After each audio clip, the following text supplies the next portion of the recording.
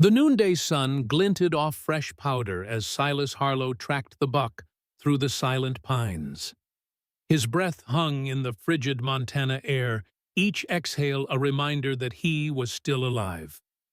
Though there were days he questioned why. The deer paused in a clearing ahead, its massive rack catching sunlight like a crown of gold. Silas raised his Sharps rifle with practiced ease, settling the bead on the buck's shoulder. His finger curled around the trigger muscle memory from years as a Union Army scout. The animal was perfect enough meat to last him weeks. In this Blacktail Mountain winter of 1872, he drew a slow breath, ready to squeeze. Then he saw her. A small figure emerged from behind a snow-laden pine just beyond the buck. A child no more than 9 or 10, with copper skin and hair black as a raven's wing. Her dark eyes met his across the clearing, holding a wisdom no child should possess. The deer, sensing nothing, continued to graze. The girl didn't move, didn't speak, just watched him with those ancient eyes. Silas lowered his rifle slowly. Something in that shared gaze felt sacred, like a message delivered without words. The buck, sensing the shift in energy, lifted its head, nostrils flaring. A moment later, it bounded away, snow kicking up in its wake. The girl remained staring at Silas with unwavering intensity. He raised his hand in greeting, but before he could speak, she melted back into the forest like a spirit returning to the other world. Silas stood frozen, wondering if the isolation had finally begun to unravel his mind. 5 years alone on this ridge had changed him in ways he was only beginning to understand. He shook his head and slung the rifle over his shoulder. No deer meant another night of salted pork and beans. "Looks like we're going hungry tonight, Elizabeth," he muttered to the empty air. No answer came. There never was one, but he kept talking to her anyway. The cabin stood sturdy against the wind that howled down from the mountain peaks. Silas had built it with his own hands 3 years ago after wandering west with no destination beyond away from the memories, away from the war, away from the epidemic that had stolen Elizabeth and their unborn child. He stoked the fire in the stone hearth, watching sparks rise like fleeting souls. The single room was sparse but functional. A bed in one corner, a table and chair shelves lined with medical supplies and books. His training as an army medic had given him skills that occasionally drew people from the scattered homesteads miles below, seeking help for ailments or injuries. He rarely turned them away, but neither did he invite conversation beyond what was necessary. Their gratitude made him uncomfortable. He wasn't here to be thanked. On the small bedside table sat a daguerreotype in a simple frame, Elizabeth on their wedding day, her smile gentle, her eyes bright with promise. Beside it lay his battered copy of Gray's Anatomy pages, worn from constant reference. "Should have shot that buck," he said to the photograph. "Getting soft in my old age." In his mind, he could hear her laughing response, "38 is hardly old age, Silas Harlow, and there'll be other deer." He smiled despite himself. Even in death, Elizabeth remained his conscience, his better nature. Outside, the light faded as snow began to fall again. Silas sat on the porch with a tin cup of whiskey, watching darkness claim the land. The new moon hung like a silver sickle in the vast expanse of stars. "Do you exist out there somewhere?" he asked the night sky, "or is it just emptiness pretending to have meaning?" The wind answered with a hollow moan through the pines. Silas drained his cup and went inside. Talking to ghosts was a poor substitute for sleep. 3 days passed with no sign of the girl. Silas convinced himself she had been a figment of his imagination, a manifestation of loneliness playing tricks on his mind. He returned to his routine, chopping wood, tending his small stable of 2 horses, organizing his medical supplies. On the 4th night, a blizzard descended from the north, fierce enough to make the cabin creak and groan like a ship at sea. Silas added logs to the fire and settled in with one of his medical journals, reading by lamplight as wind hurled snow against the windows. A sound cut through the storm's howl, not the wind, but something else, something alive. Silas set down his book and listened. There it came again, a faint scraping against the outer wall of the stable. He reached for his rifle, then paused. Bears would be hibernating this time of year. Wolves rarely came this close to human dwellings unless desperate with hunger. He pulled on his heavy coat and hat, lit a lantern, and stepped out into the storm. The cold hit him like a physical blow, snow driving sideways into his face. He squinted against the onslaught, making his way toward the stable through knee-deep drifts. The horses were restless inside, shifting nervously in their stalls. Silas raised the lantern, its glow catching on something huddled against the outer wall. The girl from the forest lay curled in the snow, her small body shivering violently. Her feet were bare lips, blue with cold eyes closed. Beside her, a trail of blood stained the white ground pink. "Good God," Silas breathed, setting down the lantern. He knelt and pressed his fingers to her neck, finding a pulse rapid but present. Without hesitation, he scooped her into his arms. She weighed almost nothing, a bundle of sticks wrapped in a threadbare dress too thin for winter. Inside the cabin, he laid her gently before the fire, removing her frozen dress with clinical efficiency. He wrapped her in his warmest blanket, then examined her feet, which were lacerated with deep cuts. Embedded in several wounds were slivers of glass, as though she had run through broken windows. Working methodically, Silas cleaned the wounds with alcohol, removed the glass fragments with tweezers, and stitched the deeper cuts. The girl didn't wake, but occasionally whimpered in her unconscious state. "You're safe now," he murmured, though he doubted she could hear him. "You're going to be all right." He prepared a solution of willow bark for when she woke, knowing the pain would be substantial. As he worked, he checked her for other injuries, finding several older bruises in various stages of healing across her back and arms. Then he noticed something that made his breath catch. On the inside of her arm, just below the elbow, was a series of small, precise puncture marks. Not random injuries, but the kind made by repeated injections with a hypodermic needle. Further examination revealed small surgical scars along her hairline and behind her ears, the kind only a trained physician would make. Someone had been using this child for medical experimentation. Silas's jaw tightened as anger rose in his chest. During the war, he had seen doctors perform procedures on injured soldiers that had more to do with curiosity than healing. He'd heard whispers of experiments conducted on prisoners and slaves. But a child, a native child alone in the wilderness. "What happened to you?" he whispered. The girl's eyelids fluttered, but didn't open. Her breathing had steadied her body, gradually warming. Silas placed another log on the fire and settled into his chair to keep watch through the night. Outside, the blizzard raged on, but inside the cabin, a fragile peace held. Silas found himself watching the child's face, searching for some clue to her identity. "What do you think, Elizabeth?" he asked softly. "Another stray soul for us to patch up." He could almost hear her reply, "Every soul deserves mending, Silas, even yours."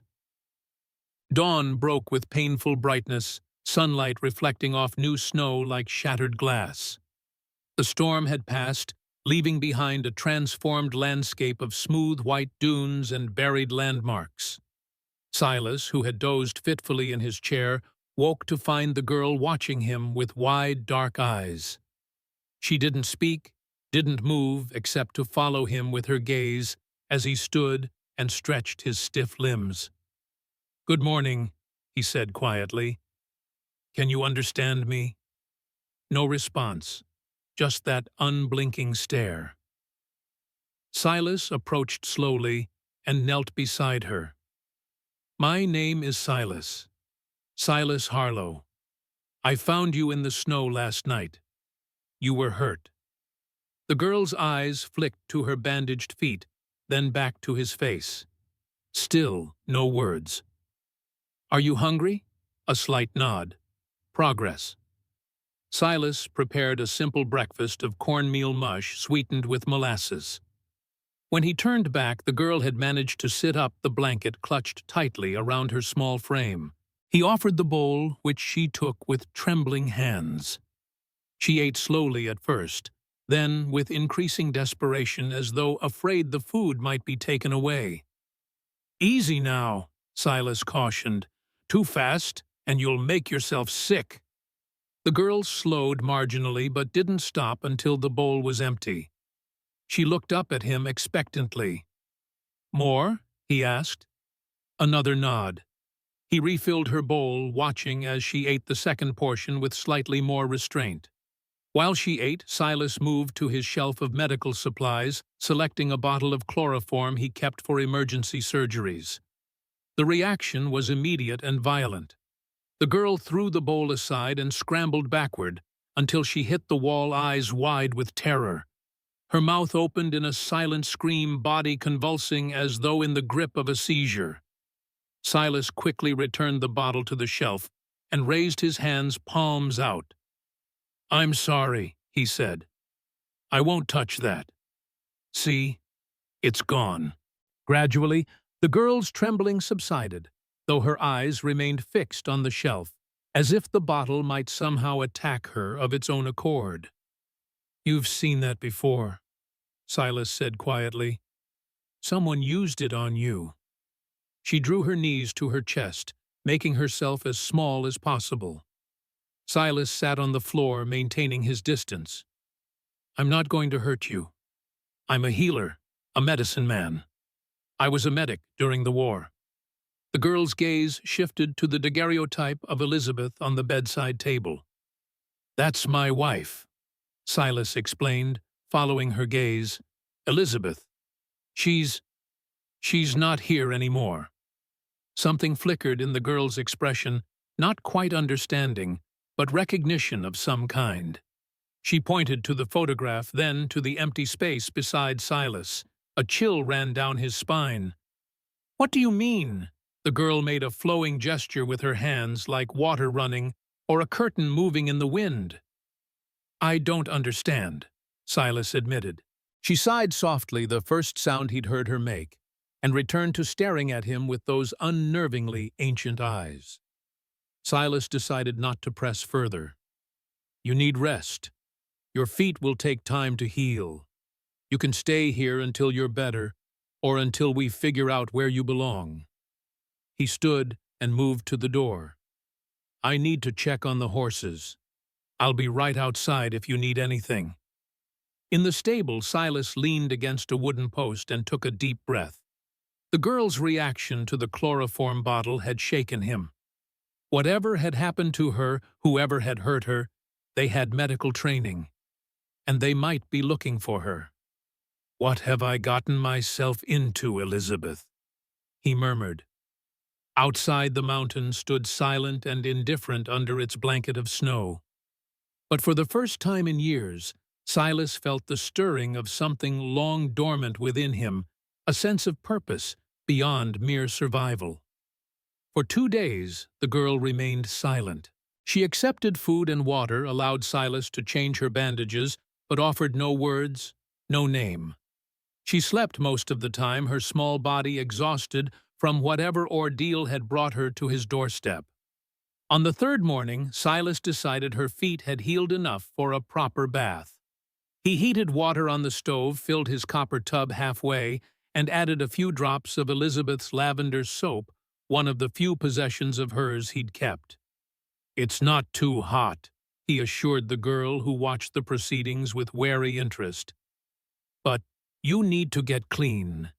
Infection is the enemy of healing. He turned his back to give her privacy, listening to the soft splash as she lowered herself into the water. When he glanced over his shoulder, she was sitting in the tub, knees drawn to her chest, hair hanging in wet ropes around her face. "I'll wash your dress," he said, picking up the tattered garment from the floor. "In the meantime, you can wear one of my shirts. It'll be like a dress on you anyway." As he worked, Silas found himself talking to her, the way he often talked to Elizabeth, a running commentary with no expectation of response. "Been a while since I had company up here," he said, hanging her dress to dry near the fire. "Most folks find their way to me only when they need stitching up or a tooth pulled. Not much for social calls, which suits me fine." He glanced at the girl who was watching him over the rim of the tub. "You're welcome to stay until spring, if need be. Can't imagine you'd want to, though. Lonely place for a child." The ghost of a smile touched her lips, gone so quickly he might have imagined it. When she finished bathing, Silas handed her one of his cotton shirts and a length of rope to use as a belt. As expected, the shirt hung to her knees, the sleeves extending well past her fingertips, until she rolled them up. "There," he said. "Not exactly the height of fashion, but it'll do until your dress dries." That afternoon, while the girl dozed by the fire, Silas examined her dress more carefully. It was a simple garment of buckskin, adorned with a few beads and porcupine quills, in a pattern he recognized as Crow not Apache, as he'd initially assumed. The Crow Reservation was nearly 100 miles northwest, a long journey for a child on foot, especially in winter. "Who are you?" he wondered aloud, glancing at the sleeping girl. "And what are you running from?" The answer came sooner than he expected. Silas was splitting wood outside the cabin when he heard a rustle in the underbrush too deliberate to be an animal. He set down his axe and reached for the rifle he kept propped against the porch rail, scanning the tree line with narrowed eyes. "Show yourself," he called. "I've no quarrel with anyone, but I'll defend what's mine." Silence stretched for several heartbeats. Then a figure emerged from the shadows of the pines, a woman tall and straight-backed, despite obvious exhaustion. She wore traditional Crow clothing under a threadbare wool coat, her black hair braided with feathers and beads. Most striking was the scar that ran from her left temple to the corner of her mouth, a pale line against her copper skin.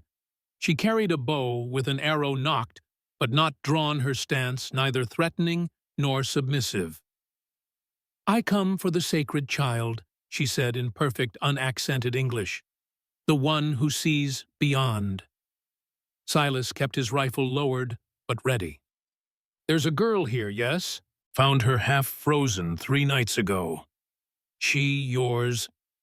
The woman's dark eyes assessed him carefully. "Not mine by blood. Mine by duty." She took a step forward, then stopped as Silas tensed. "I mean no harm to you, healer. I see your medicines through the window. I know your kind." "And what kind is that? One who mends rather than breaks." She lowered her bow slightly. "The child is well, she's alive. Feet were cut up pretty bad, but they're healing. She hasn't spoken a word since I found her." Something like relief crossed the woman's face.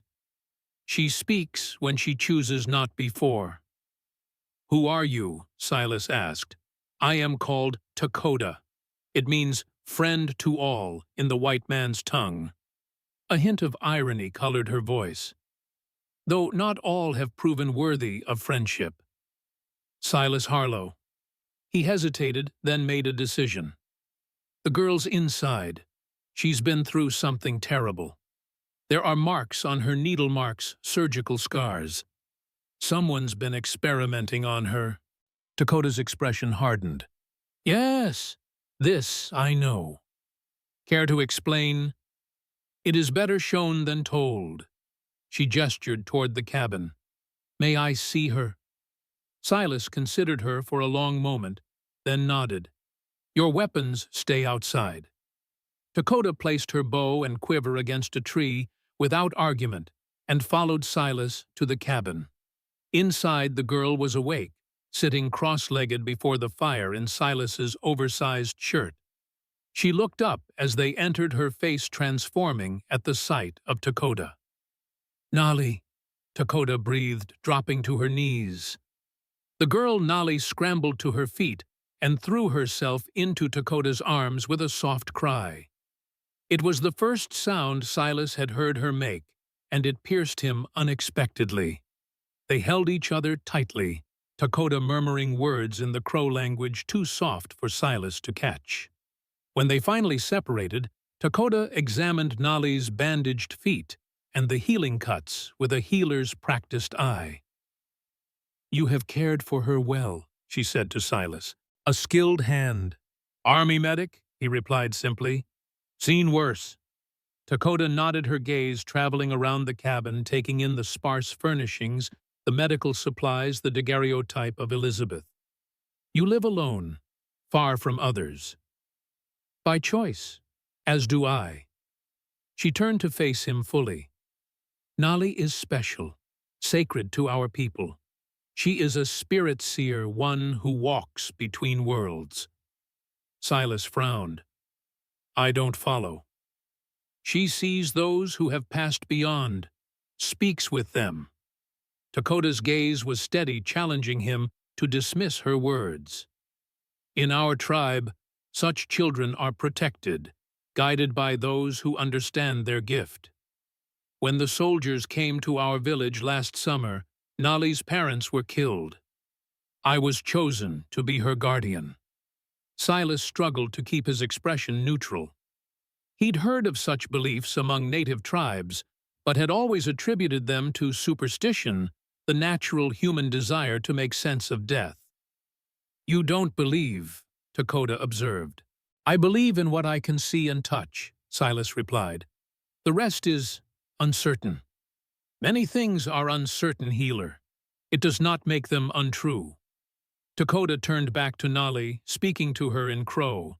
The girl nodded, her gaze moving between Dakota and Silas. She says you have been kind, Dakota translated. She says your wife watches over you still. A chill crawled up Silas's spine. I never told her about my wife. She did not need to be told. Dakota's expression softened slightly. The dead speak to her. Sometimes they speak of the living they left behind. Silas shook his head. That's impossible. Is it? Dakota challenged. In your medicine books, are there not things once thought impossible that you now know to be true? The invisible seeds of sickness that float on air, the beating heart that can be stopped and started by your hands. She had him there. Medical science was constantly evolving, constantly challenging what was known to be true. Who was experimenting on her? He asked, changing the subject. Dakota's face darkened. A white doctor who believes he can capture the soul with his machines and medicines. He took several children from neighboring tribes, those rumored to have the sight or healing powers. Most died. Nolly escaped. And you've been running ever since? Yes. He sends men to hunt us. They are not far behind.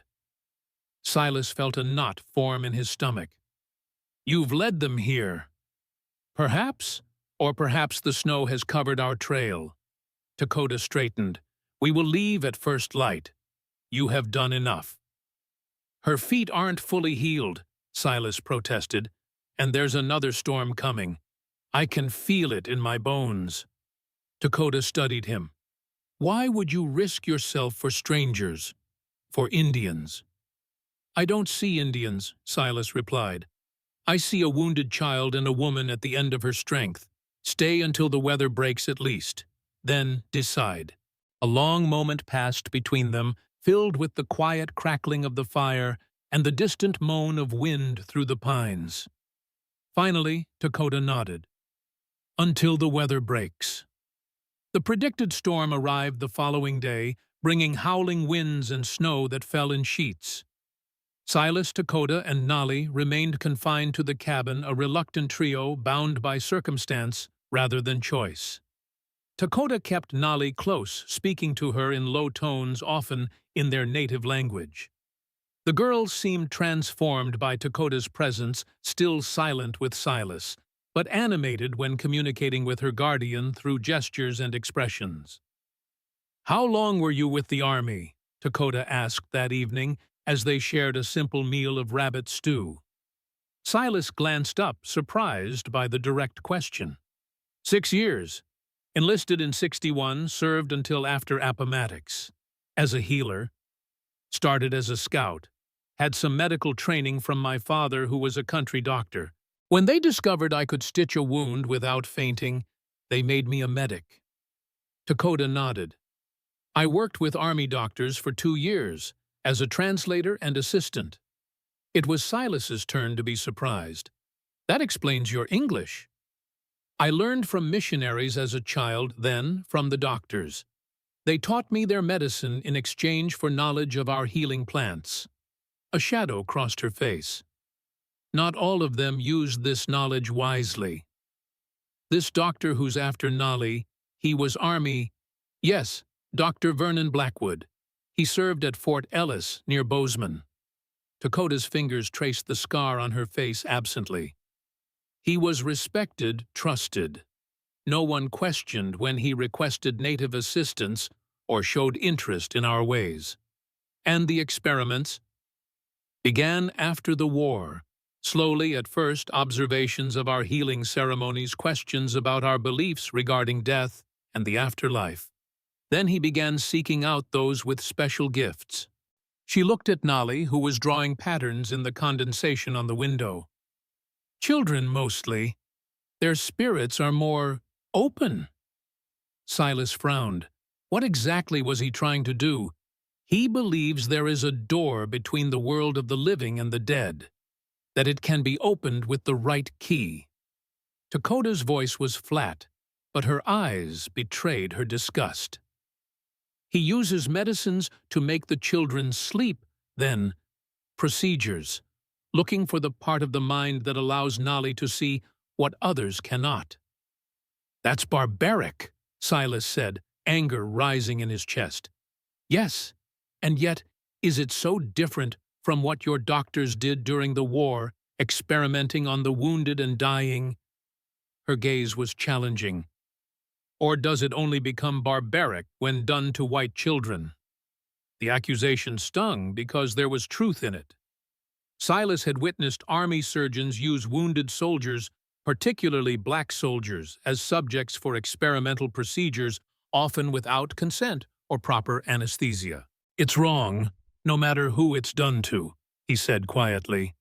I never participated in those experiments. Refused, actually. Nearly got court-martialed for it. Something in Dakota's expression softened. Then you are a rare man, Silas Harlow. They fell silent, the crackling fire and howling wind, the only sounds in the small cabin. Nolly had moved from the window to sit before the hearth, her hands moving in complex patterns as if weaving invisible threads. What is she doing? Silas asked. Talking. Dakota replied simply. To whom? The spirits who gather here. Seeing his skepticism, she added, Your wife, perhaps. Others who have passed through this place. Silas watched the girl's graceful movements, a strange discomfort settling in his stomach. There's no one here but us. That you can see. Dakota's gaze was steady. Your science does not explain everything, healer. There are spaces between what is known where truth still hides. Before Silas could respond, Nolly made a soft sound and pointed to the daguerreotype of Elizabeth. She then pointed to the empty space beside Silas, making the flowing gesture he'd seen before. What is she saying? He asked, a chill creeping up his spine, despite his rational mind's protests. Dakota spoke to Nolly in Crow, listened to the girl's silent response, then turned to Silas. She says your wife stands beside you often, that she has gentle eyes and hands that helped many. Silas felt the blood drain from his face. Elizabeth had been a nurse during the war, known for her gentle touch with the wounded. She could have guessed that. The photograph.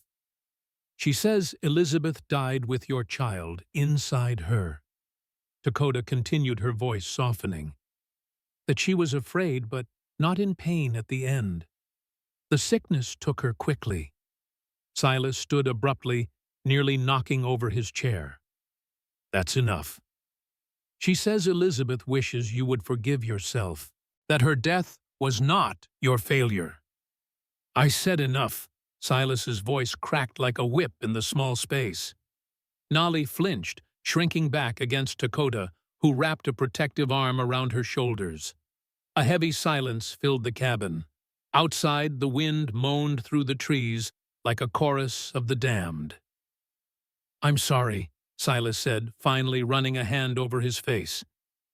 I can't. It is difficult to face what we do not understand, Dakota said, her tone neither judgmental nor pitying. Especially when it touches old wounds. Silas moved to the door, grabbing his coat. I need air. The storm. I won't go far. Outside, the cold hit him like a physical blow, snow driving into his face with needle-like intensity. He welcomed the pain. It was real, tangible, unlike the ghostly conversation happening inside his cabin. He trudged through knee-deep drifts to the stable, seeking refuge in the familiar smells of hay and horse. Inside, he leaned against a wooden post and took several deep breaths, trying to calm his racing heart. What Nolly had supposedly seen was accurate. Elizabeth had indeed died, carrying their child taken by the influenza epidemic that had swept through the army camp where they both served. And he had blamed himself, believing that if he'd insisted they return home sooner, if he'd recognized the symptoms earlier. Coincidence, he muttered. Or Dakota learned it somehow. Someone in town who knew me before. But even as he formed the words, he knew they rang hollow. He'd told no one in these parts about Elizabeth's pregnancy. It had been too painful to speak of a private grief he'd carried alone. One of the horses nickered softly, pressing its velvety nose against Silas's hand. He stroked the animal absently, finding comfort in its solid presence. What do you think, old friend? Am I losing my mind? The horse offered no opinion, merely continuing to nuzzle his palm in search of treats. Silas stayed in the stable until his fingers grew numb with cold, then reluctantly made his way back to the cabin. Inside, he found Dakota alone by the fire, Nolly already asleep on a pallet of furs in the corner. I've upset you, Dakota said without preamble. It was not my intention. Silas hung his coat by the door. It's not your fault. I'm just not accustomed to having my personal history laid bare by a child who couldn't possibly know it. And yet she does. Dakota gestured to the chair across from her. Sit, please. There are things you should understand if we are to trust each other. Silas hesitated, then sat. The fire had burned low, casting their faces in a warm golden glow that softened the hard edges of Dakota's scar. Nolly's gift is rare, even among our people, she began. Most spirit seers receive only impressions, feelings. Nolly sees clearly, faces, hears voices. The spirits speak to her as clearly as you and I speak now. You believe this, Silas said. It wasn't a question. I have seen proof too many times to doubt. Dakota's gaze was steady. She knew of my brother's death before the messenger arrived. She found the body of a lost child by following the child's spirit. She has spoken of things no one could have told her, things that were later proven true.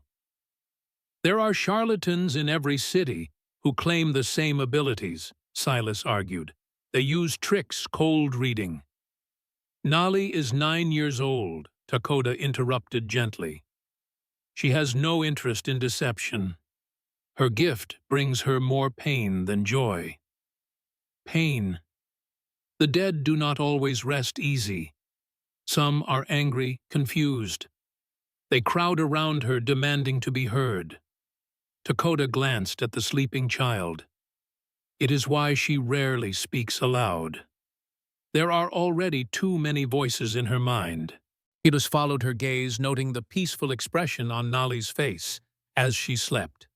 It was hard to reconcile the image of this small, vulnerable child with someone capable of communing with the dead. "This Dr. Blackwood," he said, changing the subject. "What exactly does he want with her?" Dakota's expression darkened. "He believes Nali can help him speak with the dead, that he can use her abilities to open a door between worlds. For what purpose? Power, knowledge, perhaps immortality itself." She shook her head. "I do not pretend to understand the mind of a madman. I know only that he has killed children in his quest, and he will not stop until he has Nali. Or until someone stops him," Silas said quietly. Dakota studied him, her dark eyes reflecting the firelight. "You would stand against him, a man you do not know, for people not your own." "I stand against anyone who harms children," Silas replied simply. "Indian or white makes no difference." A ghost of a smile touched Dakota's lips. "Then perhaps there is hope for your kind, yet, Silas Harlow." The fire popped and hissed as a log collapsed into embers. Outside, the storm continued its assault, but inside the cabin something shifted, not quite trust, but the beginning of understanding. "You should rest," Dakota said, rising gracefully despite her obvious exhaustion. "I will watch over Nali." "Take the bed," Silas offered. "I'll sleep by the fire." Dakota hesitated, then nodded. "Thank you." As she moved toward the bed, Silas noticed her slight limp, the way she favored her right leg. "You're injured." "It is nothing. An old wound." "Let me see." He insisted, the medic in him taking over. "Infection is the enemy of healing. Yes, I know." There was a hint of amusement in her voice. "Very well, healer, if it will ease your mind." She sat on the edge of the bed and pulled up her legging to reveal a half-healed gash along her calf, angry and red at the edges. "This needs cleaning," Silas said, already moving to his shelf of supplies. "How did it happen?" "One of Blackwood's men. A knife during our escape." She watched as he gathered alcohol, clean bandages, and a jar of honey, a natural antiseptic he'd learned about during the war. "You have a gentle touch for a soldier." "Had plenty of practice." Silas knelt and began cleaning the wound with careful hands. "This will sting." Dakota didn't flinch as he applied the alcohol, her only reaction a slight tightening around her eyes. When he finished dressing the wound, she thanked him with a nod. "You should have mentioned this earlier," he chided. "It could have festered." There were more important concerns. She glanced at Nali. "She always comes first. She's not your child, yet you risk everything for her. She is my responsibility, my purpose." Dakota's voice was soft but firm. "We all need purpose, Silas Harlow. Even you, hiding on this mountain with your ghosts." The observation struck closer to home than Silas cared to admit. He stood gathering his medical supplies. "Get some rest. We'll talk more in the morning." That night, as Silas lay on his bedroll near the fire, he found himself watching the sleeping forms of his unexpected guests. Dakota's words echoed in his mind. We all need purpose. For 5 years, his only purpose had been survival, putting one foot in front of the other, moving through each day until exhaustion granted him sleep without dreams. Now suddenly, He found himself responsible for two lives entangled in a story far larger than his solitary existence. "What do you think, Elizabeth?" he whispered to the darkness. "Am I a fool to get involved?" No answer came, but as he drifted toward sleep, he could have sworn he felt the ghost of a touch on his cheek, gentle, familiar, like a blessing. Or perhaps it was just the wind finding its way through the cracks in his carefully constructed isolation. Morning arrived with merciful calm, the storm having spent its fury overnight. Sunlight glinted off the fresh snow, transforming the world outside the cabin into a pristine expanse of white. Silas woke to the smell of coffee brewing, a luxury he rarely indulged in, saving the precious beans for special occasions. Dakota stood at the small stove, her movements practiced and efficient, despite the unfamiliar surroundings. Nolly sat cross-legged on the floor nearby, watching with solemn eyes as Dakota worked. "You found my coffee," Silas observed, sitting up and running a hand through his sleep-tousled hair. "Hope you don't mind." Dakota didn't turn. "Seemed like a morning that needed it." "Can't argue with that." He stood folding his bedroll. "How's your leg?" "Better. Your medicine helped." Silas moved to the window, assessing the weather. "Storm's past. Trail down to the valley will be buried, though. Take a day, maybe two, before it's passable. Then we have a day, maybe two." Dakota poured coffee into tin cups, handing one to Silas. Their fingers brushed momentarily, the brief contact sending an unexpected warmth up his arm. "We should use the time wisely." Meaning we should learn to trust each other. She sat beside Nolly, her scarred face unreadable. "If Blackwood's men come, we'll need to work together." Silas sipped his coffee, considering her words. The rational part of him, the part that had kept him alive through war and grief, said to avoid entanglement, to help them on their way, and return to his solitude. But another part, a part he'd thought long dead, stirred with something like purpose. "Tell me more about this Blackwood," he said finally. "What exactly is he after?" Dakota glanced at Nolly, who was now drawing patterns in a small patch of condensation on the window. "It began with genuine research, I believe. He was interested in our healing practices, our understanding of death and what lies beyond." She sipped her coffee. "Many white doctors dismissed our medicine as superstition, but Blackwood was different. He listened, learned." "When did it change?" "After he lost his wife." Dakota's voice softened. "Charlotte. Consumption took her 3 winters ago. Blackwood broke. His interest in death became obsession. He began seeking out medicine men, tribal elders, who spoke of journeying to the spirit world and returning. Then he turned to those with natural gifts, healers, seers, especially children whose abilities were still developing." Silas frowned. "And the army allowed this."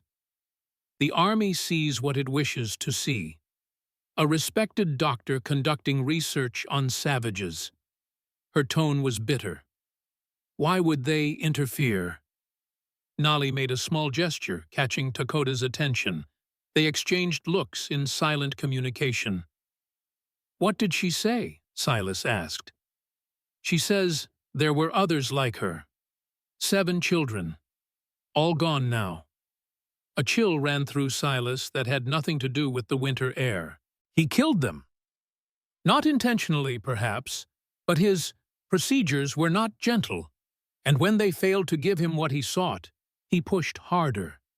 Dakota's hand moved unconsciously to the scar on her face. "I helped Nolly escape when I realized what was happening. He gave me this as a parting gift." Silas studied the scar more carefully now, a clean surgical cut, not the jagged wound of combat or accident. "He did that deliberately. A reminder," he said, "of the cost of betrayal." Dakota's gaze was steady. I would bear 100 such scars to keep Nali from his hands. Silas nodded slowly, understanding. During the war, he'd seen men endure unimaginable suffering to protect those they loved. Dakota's devotion to Nali was no different despite the lack of blood relation. You said you worked with army doctors, he said. As a translator and assistant, I learned their medicine while teaching them ours. A ghost of a smile touched her lips. I was a curiosity to them, an Indian woman who could read, write, speak English. They thought me an exception, a civilized savage. But you were more than that. I was a healer in my own right. My grandmother taught me our ways from childhood. She set down her cup. Different methods, same purpose as your medicine. To mend what is broken. Silas found himself studying her hands strong, capable with the same calluses he recognized on his own from years of medical work. Hands that had stitched wounds set, bones eased suffering. Show me, he said suddenly. Dakota raised an eyebrow. Show you what? Your medicine. I showed you mine last night. He gestured to her bandaged leg. Fair exchange. For the first time, Dakota looked genuinely surprised. You want to learn tribal healing practices? I want to learn anything that might help save lives. Silas shrugged. Knowledge doesn't care where it comes from, only how it's used. As something shifted in Dakota's expression, a subtle softening the first crack in her carefully maintained reserve. Very well, healer. We will exchange knowledge. Throughout that day, as snow melted slowly under the winter sun, Silas and Dakota shared their respective medical skills. She showed him how to prepare poultices from pine resin and certain barks that fought infection as effectively as his carbolic acid, but without the painful burning. He demonstrated proper suturing techniques that reduced scarring. They discovered to mutual surprise that many of their methods served the same purpose through different means. Nali watched their exchanges with quiet interest, occasionally bringing them objects from outside specific plants. Dakota requested even those buried under snow, which the girl seemed to locate with uncanny precision. She feels their energy, Dakota explained when Silas remarked on this ability. All living things speak if one knows how to listen. By late afternoon, Silas found himself genuinely impressed by Dakota's knowledge. You would have made a fine physician, he commented as they organized the day's collected herbs. In another life. In another world, perhaps. She didn't look up from her work. This one is not ready for such things. The world changes, Silas offered. Slowly, but it does. Not quickly enough for some of us.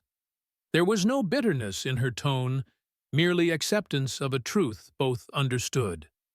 As dusk approached, Silas prepared a stew from preserved venison and wild onions Nali had somehow found beneath the snow. They ate in companionable silence, the earlier tension between them eased by a day of shared purpose. Later, as Nali slept and the fire burned low, Dakota and Silas sat before the hearth with the remains of the coffee. May I ask about your wife? Dakota said quietly. Silas tensed slightly, then relaxed. After what Nali had revealed, there seemed little point in privacy. Elizabeth. She was a nurse during the war. That's how we met, patching up the same wounded soldiers. He stared into the flames. Influenza took her in '67. She was carrying our first child. I am sorry.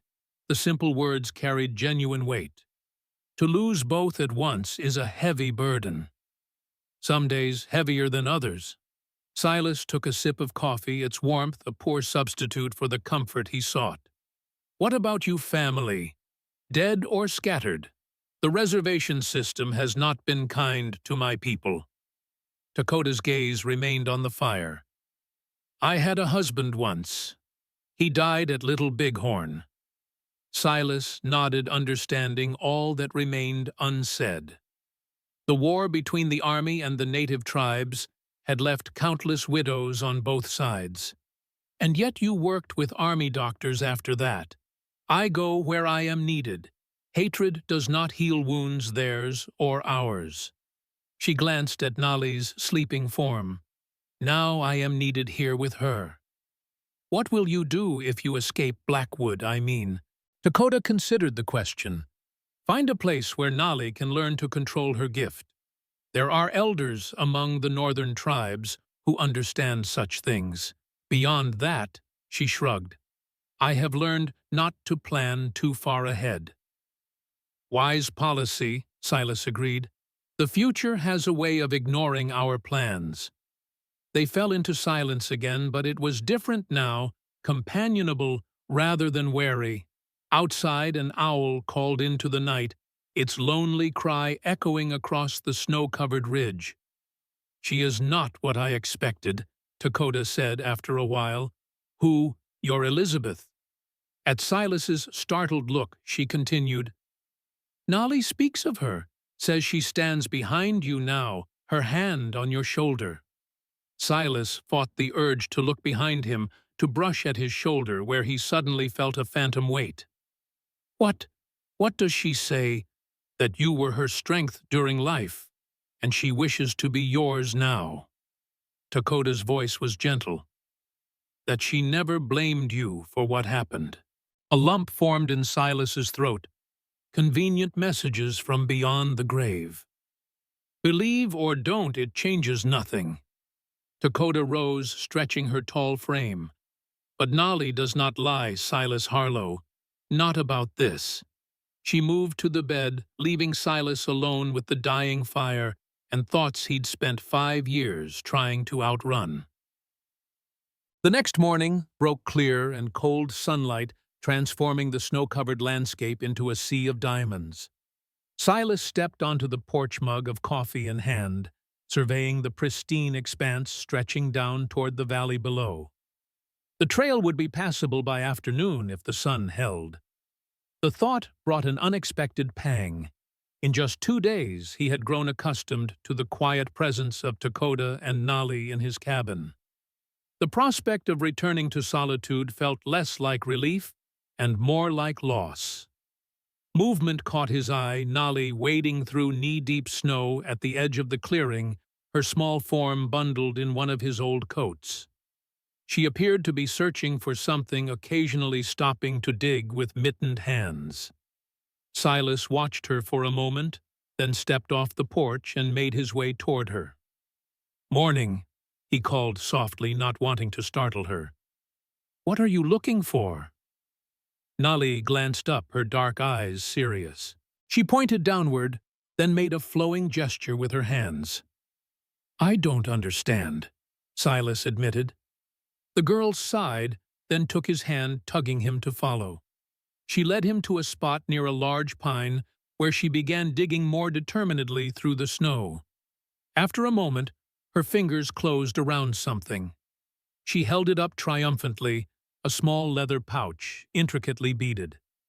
"What is it?" Silas asked. Nali opened the pouch and withdrew a folded piece of paper, yellowed and worn at the edges. She handed it to Silas with solemn ceremony. Curious, he unfolded it carefully. It was a rough map drawn in a precise hand he recognized immediately as military cartography. The map showed a section of territory to the north with X marks at several locations and notations in a cramped, educated script. "Where did you get this?"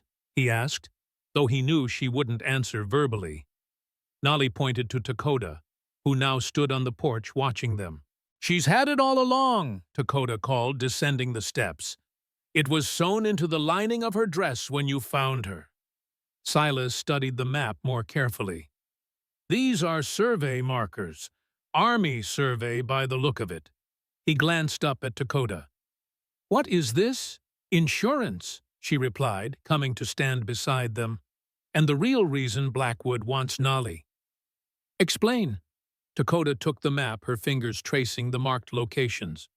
"Gold deposits. Rich ones, according to Blackwood's surveys. On Crowland land that by treaty cannot be mined without tribal consent. Understanding dawned. And the tribe hasn't given consent. Nor will they. These sites include sacred grounds, burial places. Dakota's expression hardened. Blackwood discovered them while stationed at Fort Ellis. He's been quietly planning to exploit them once he finds a way around the treaty. And this map proves it, Silas concluded. Evidence of intent to violate federal treaty. Dakota nodded. One of many reasons he cannot allow us to escape. Beyond his scientific interest in Nali's abilities, he needs this map and the knowledge it represents. Silas stared at the innocent-looking document, understanding now the weight it carried. Why show me this? Because you deserve to know what you're involved in. Dakota met his gaze directly. And because I believe you are a man who stands by his choices once made. The implication was clear. He was being offered a final opportunity to step away, to return to his solitude and safety. To pretend he had never found a half-frozen child in the snow, never met a scarred woman with ancient wisdom in her eyes. Silas looked from Dakota to Nali, who watched him with that unnervingly adult gaze. Then down at the map that represented not just gold, but the systematic exploitation of a people already pushed to the margins of their own land. We should prepare, he said finally. If the trail's clear by afternoon, Blackwood's men won't be far behind.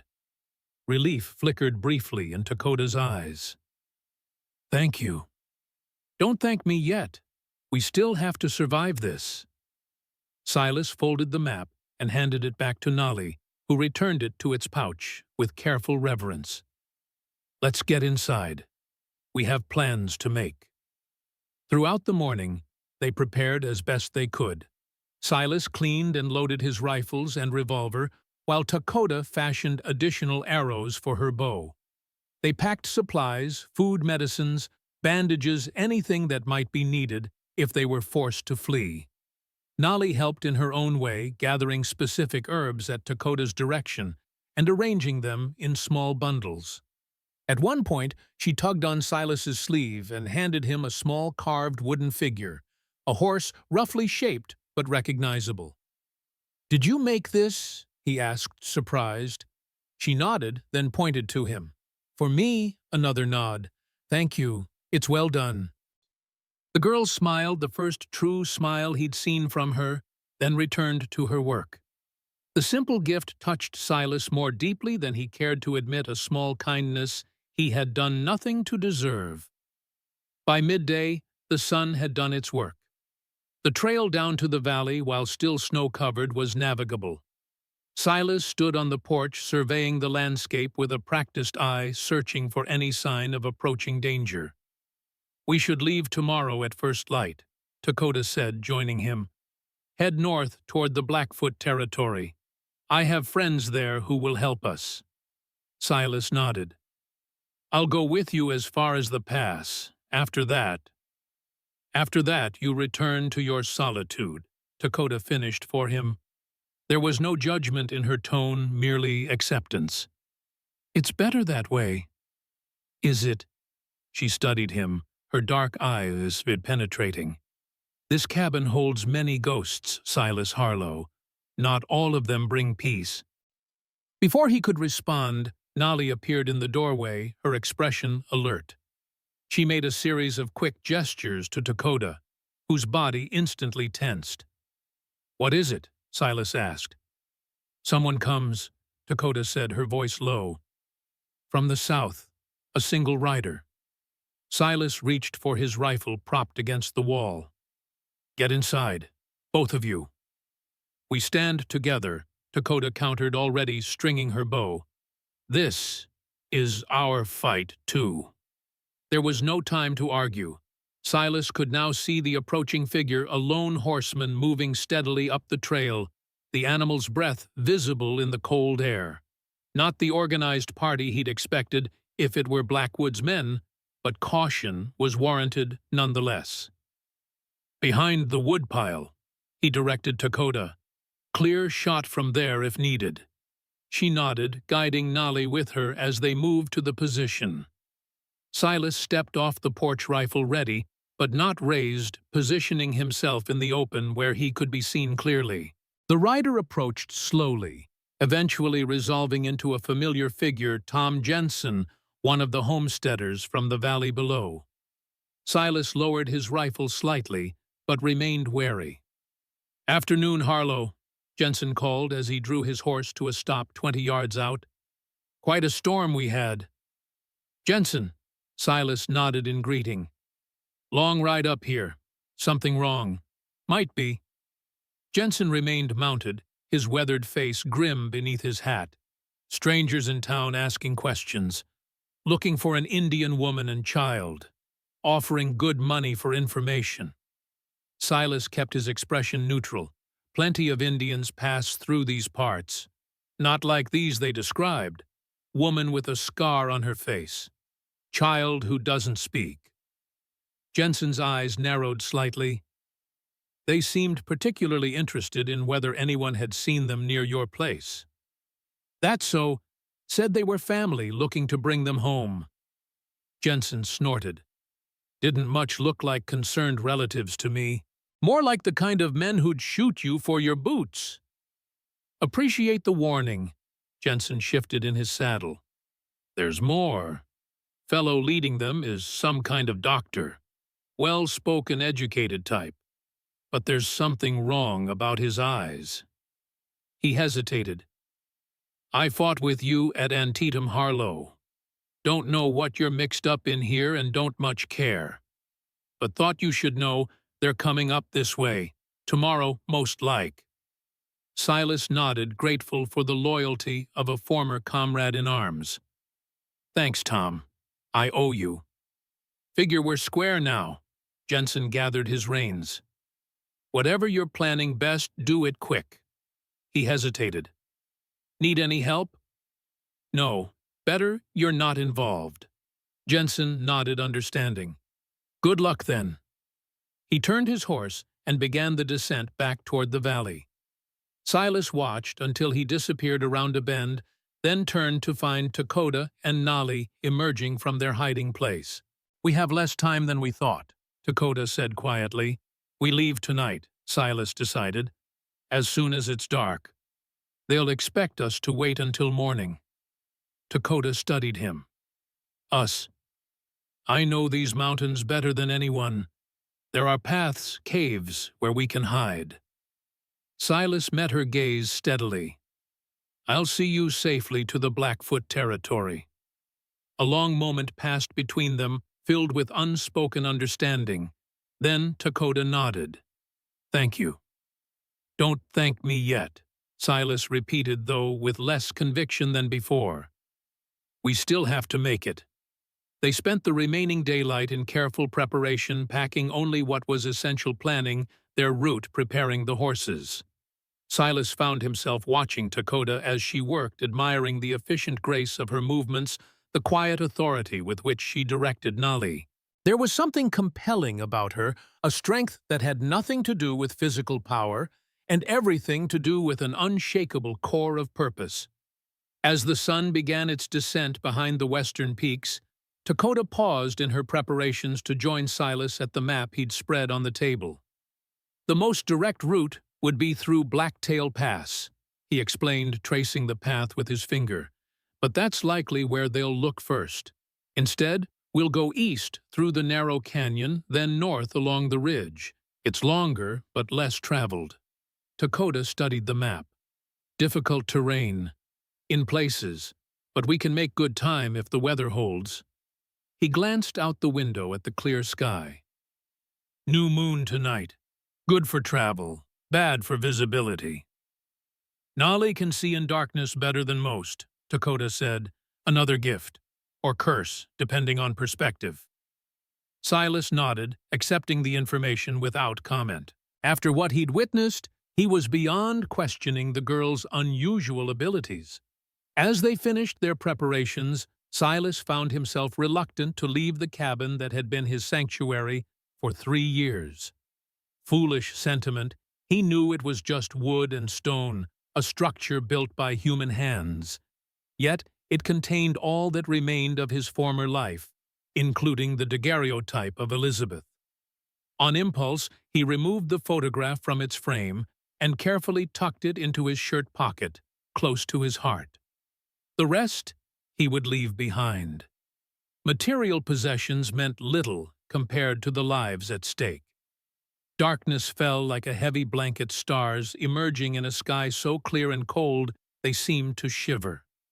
Silas led the horses from the stable, each loaded with supplies, but not so heavily as to slow their progress. Dakota helped Nolly onto one mount, then swung herself up behind the child with fluid grace. Silas took a final look at the cabin, dark now as though already abandoned. For a brief moment, he thought he saw a figure standing on the porch, a woman in a nurse's apron, her hand raised in farewell. Then he blinked, and there was nothing but shadows. "Ready?" Dakota asked quietly. Silas nodded, turning away from the apparition, real or imagined. "Stay close. The trail's tricky in the dark." They set off into the night, three souls bound by circumstance and choice, leaving behind the solitary refuge that had sheltered them. Ahead lay uncertainty, danger, the possibility of failure. Yet as they rode beneath the vast canopy of stars, Silas felt something he hadn't experienced in years, a sense of rightness, of purpose, beyond mere survival. Whether it would be enough to save them remained to be seen. They traveled through the night, following game trails and forgotten paths that wound through the dense pine forest. The cold was intense, their breath crystallizing in the air, but the sky remained clear stars, providing just enough light to navigate by. Nolly rode before Dakota, occasionally pointing out obstacles or turns before Silas himself noticed them. Her ability to perceive the landscape in near total darkness was uncanny, but Silas had ceased questioning such things. He simply followed her guidance when offered, grateful for any advantage. They stopped briefly near midnight to rest the horses and drink hot coffee from a flask Silas had prepared.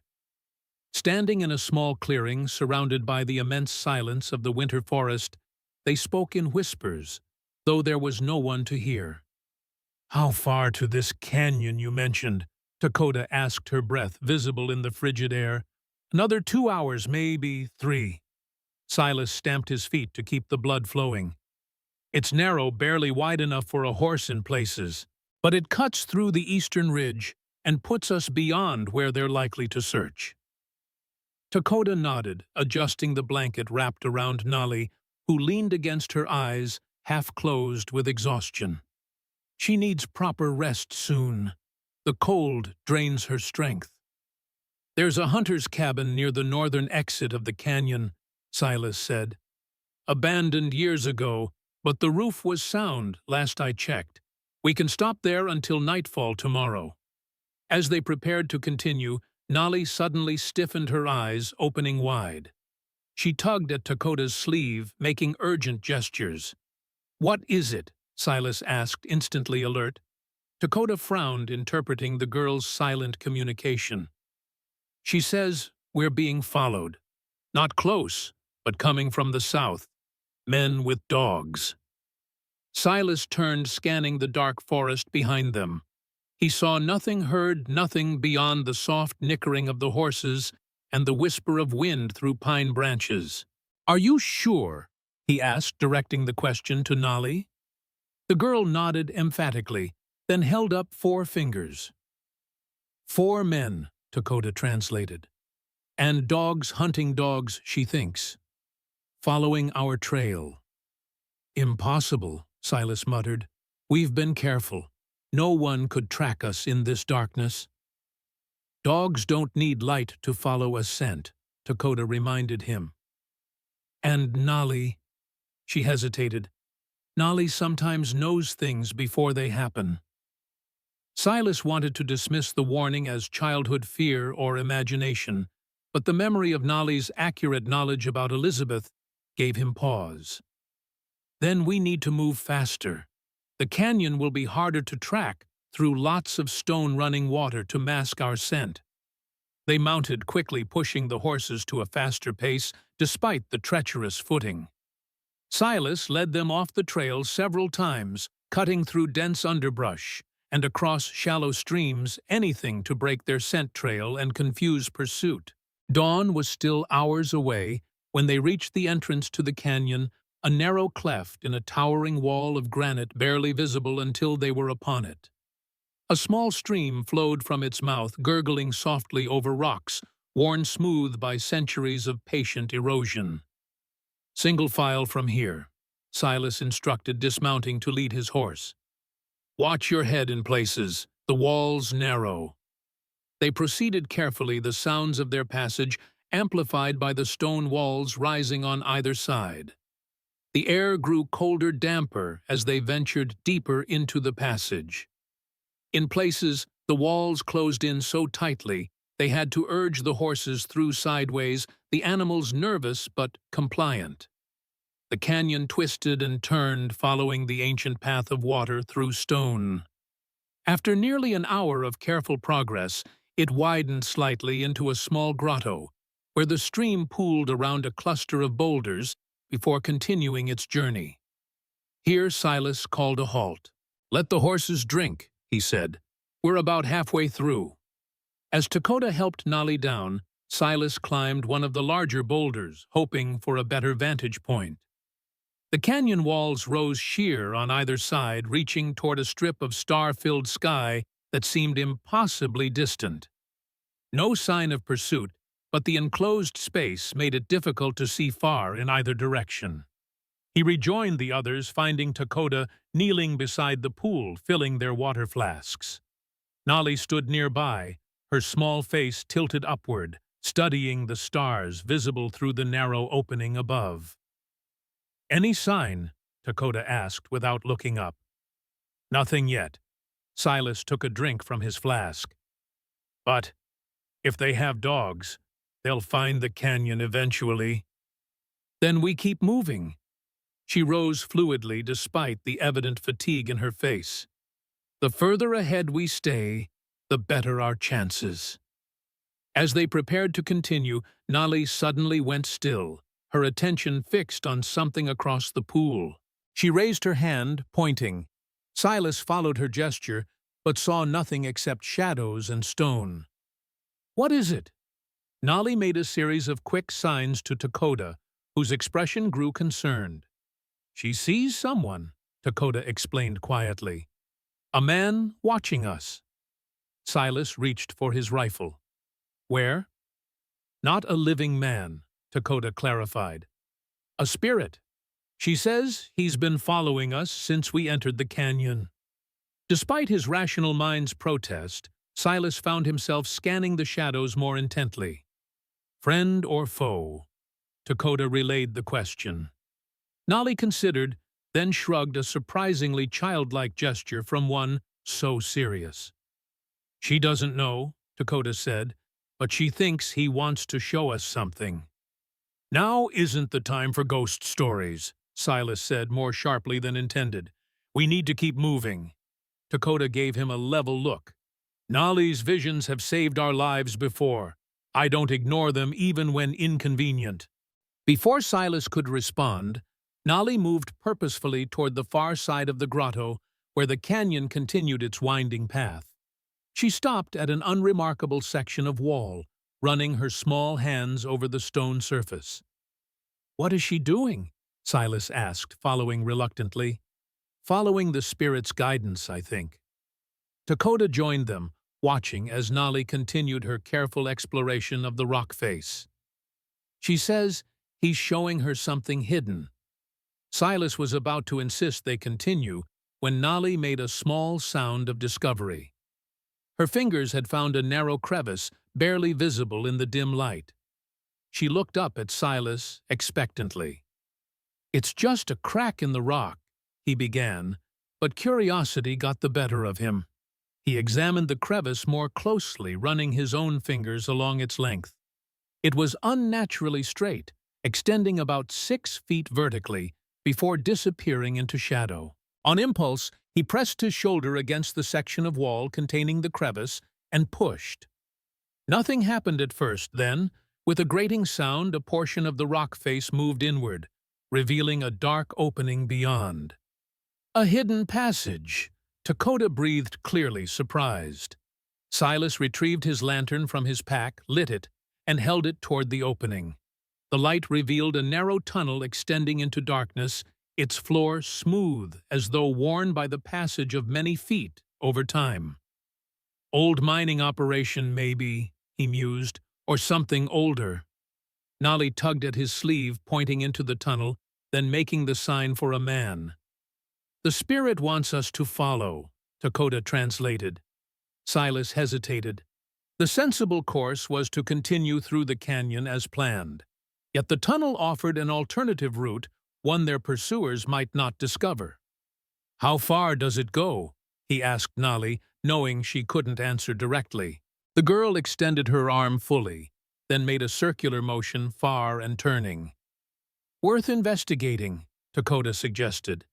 At the very least, it might provide a place to hide the horses while we scout ahead. After a moment's consideration, Silas nodded. I'll go first. Stay close and be ready to turn back if needed. The tunnel was higher and wider than it had first appeared, allowing them to lead the horses single file without difficulty. The air was surprisingly fresh, suggesting ventilation from somewhere ahead. Silas proceeded cautiously, lantern held high alert for any sign of danger. They had traveled perhaps 100 yards when the tunnel widened into a larger chamber. Silas raised the lantern, revealing a space that stole his breath, not a natural cave, but a room carved from living rock. The walls were smooth, adorned with faded pictographs in ochre and black. Stone benches lined the perimeter, and at the center stood a circular platform raised slightly above the floor. "What is this place?" he whispered, his voice echoing softly. Dakota moved beside him, her expression one of wonder. "A sacred site. Very old." She studied the pictographs. "These are ancient, older than my people's memory. A place of passage, I think. Passage to where? Between worlds, perhaps." She glanced at Nolly, who had entered the chamber with obvious reverence, her small face solemn. The old ones believed there were thin places where the veil between life and death could be crossed more easily. Silas felt a chill that had nothing to do with the cool air. "You're saying this is some kind of doorway to the afterlife?" "I'm saying it was built by people who believed it was." Dakota's tone was measured. "Whether their belief made it so, that is a different question." Nolly had moved to the central platform where she now stood with her eyes closed, hands slightly raised, as if feeling for something invisible. "What's she doing?" Silas asked. "Listening," Dakota replied simply. "This place is very old, very sacred. For one with her gifts, it must be overwhelming." After a moment, Nolly opened her eyes and turned to them, her expression troubled. She made a series of urgent gestures to Dakota. "She says there are many spirits here." Dakota translated, her own voice hushed. "Some ancient, some newer, and one who knows you, Silas Harlow." "Me!" The word came out harsher than intended. "That's not possible. I've never been here before." Nolly approached him slowly, her dark eyes fixed on his face.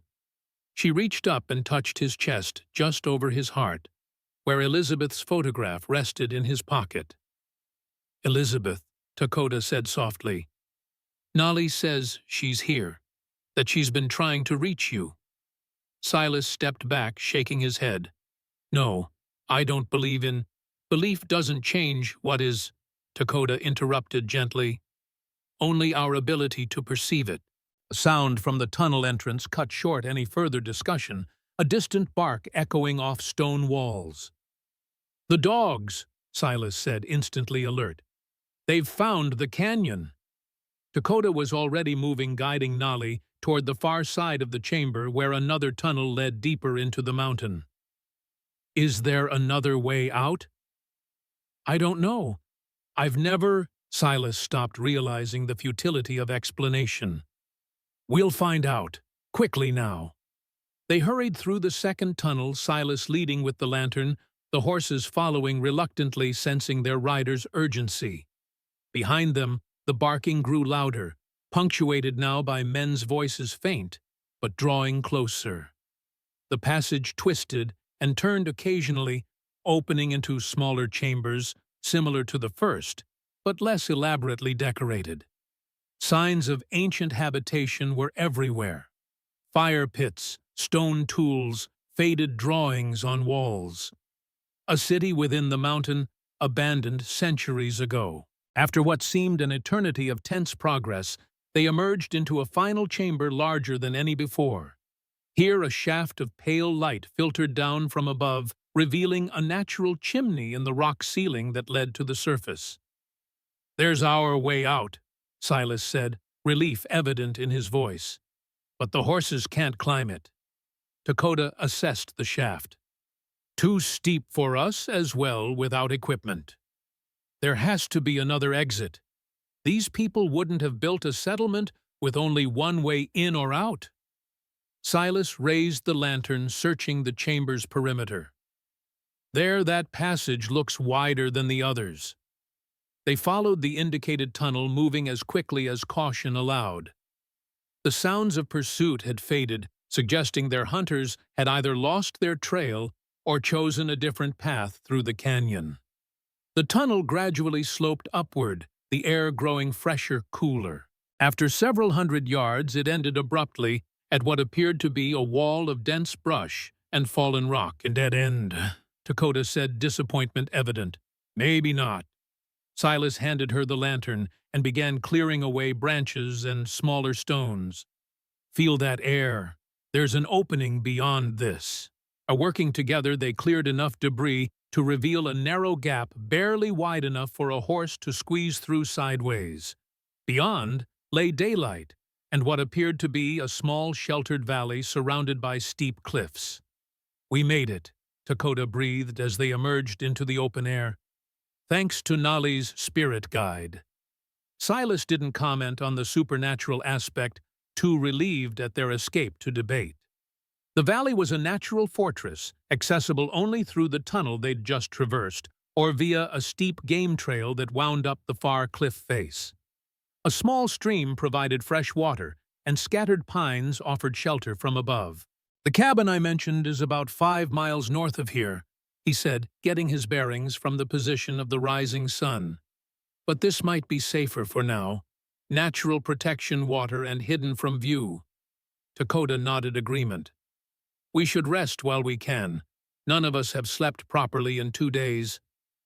They made a simple camp beneath a cluster of pines, using the skills of both cultures, Silas's practical military efficiency and Dakota's native knowledge of how to remain hidden while in plain sight. Nali, exhausted from the journey and her spiritual exertions, fell asleep almost immediately, curled beneath blankets near the small, smokeless fire Dakota had constructed. As morning light filtered through the pine branches, Silas and Dakota sat side by side, sharing the last of the coffee from Silas's flask. "That place in the mountain," Silas said after a long silence. "What do you think it was, really?" Dakota considered the question. "A holy place. Beyond that," she shrugged. "There are mysteries in this world that defy simple explanation, Silas Harlow. My people understand this. Yours try to capture mystery in glass bottles and scientific papers. Science has answered many mysteries," he countered, but without conviction, "and created new ones." Dakota's gaze was steady. "Your doctors can stop a heart and start it again. Is that so different from the spirit journeys our medicine men undertake? Different methods, same border crossing." Silas had no ready answer for that. He stared into the small fire, watching flames dance over carefully arranged pine needles that produced heat with minimal smoke. "What Nolly said about Elizabeth," he began, then faltered.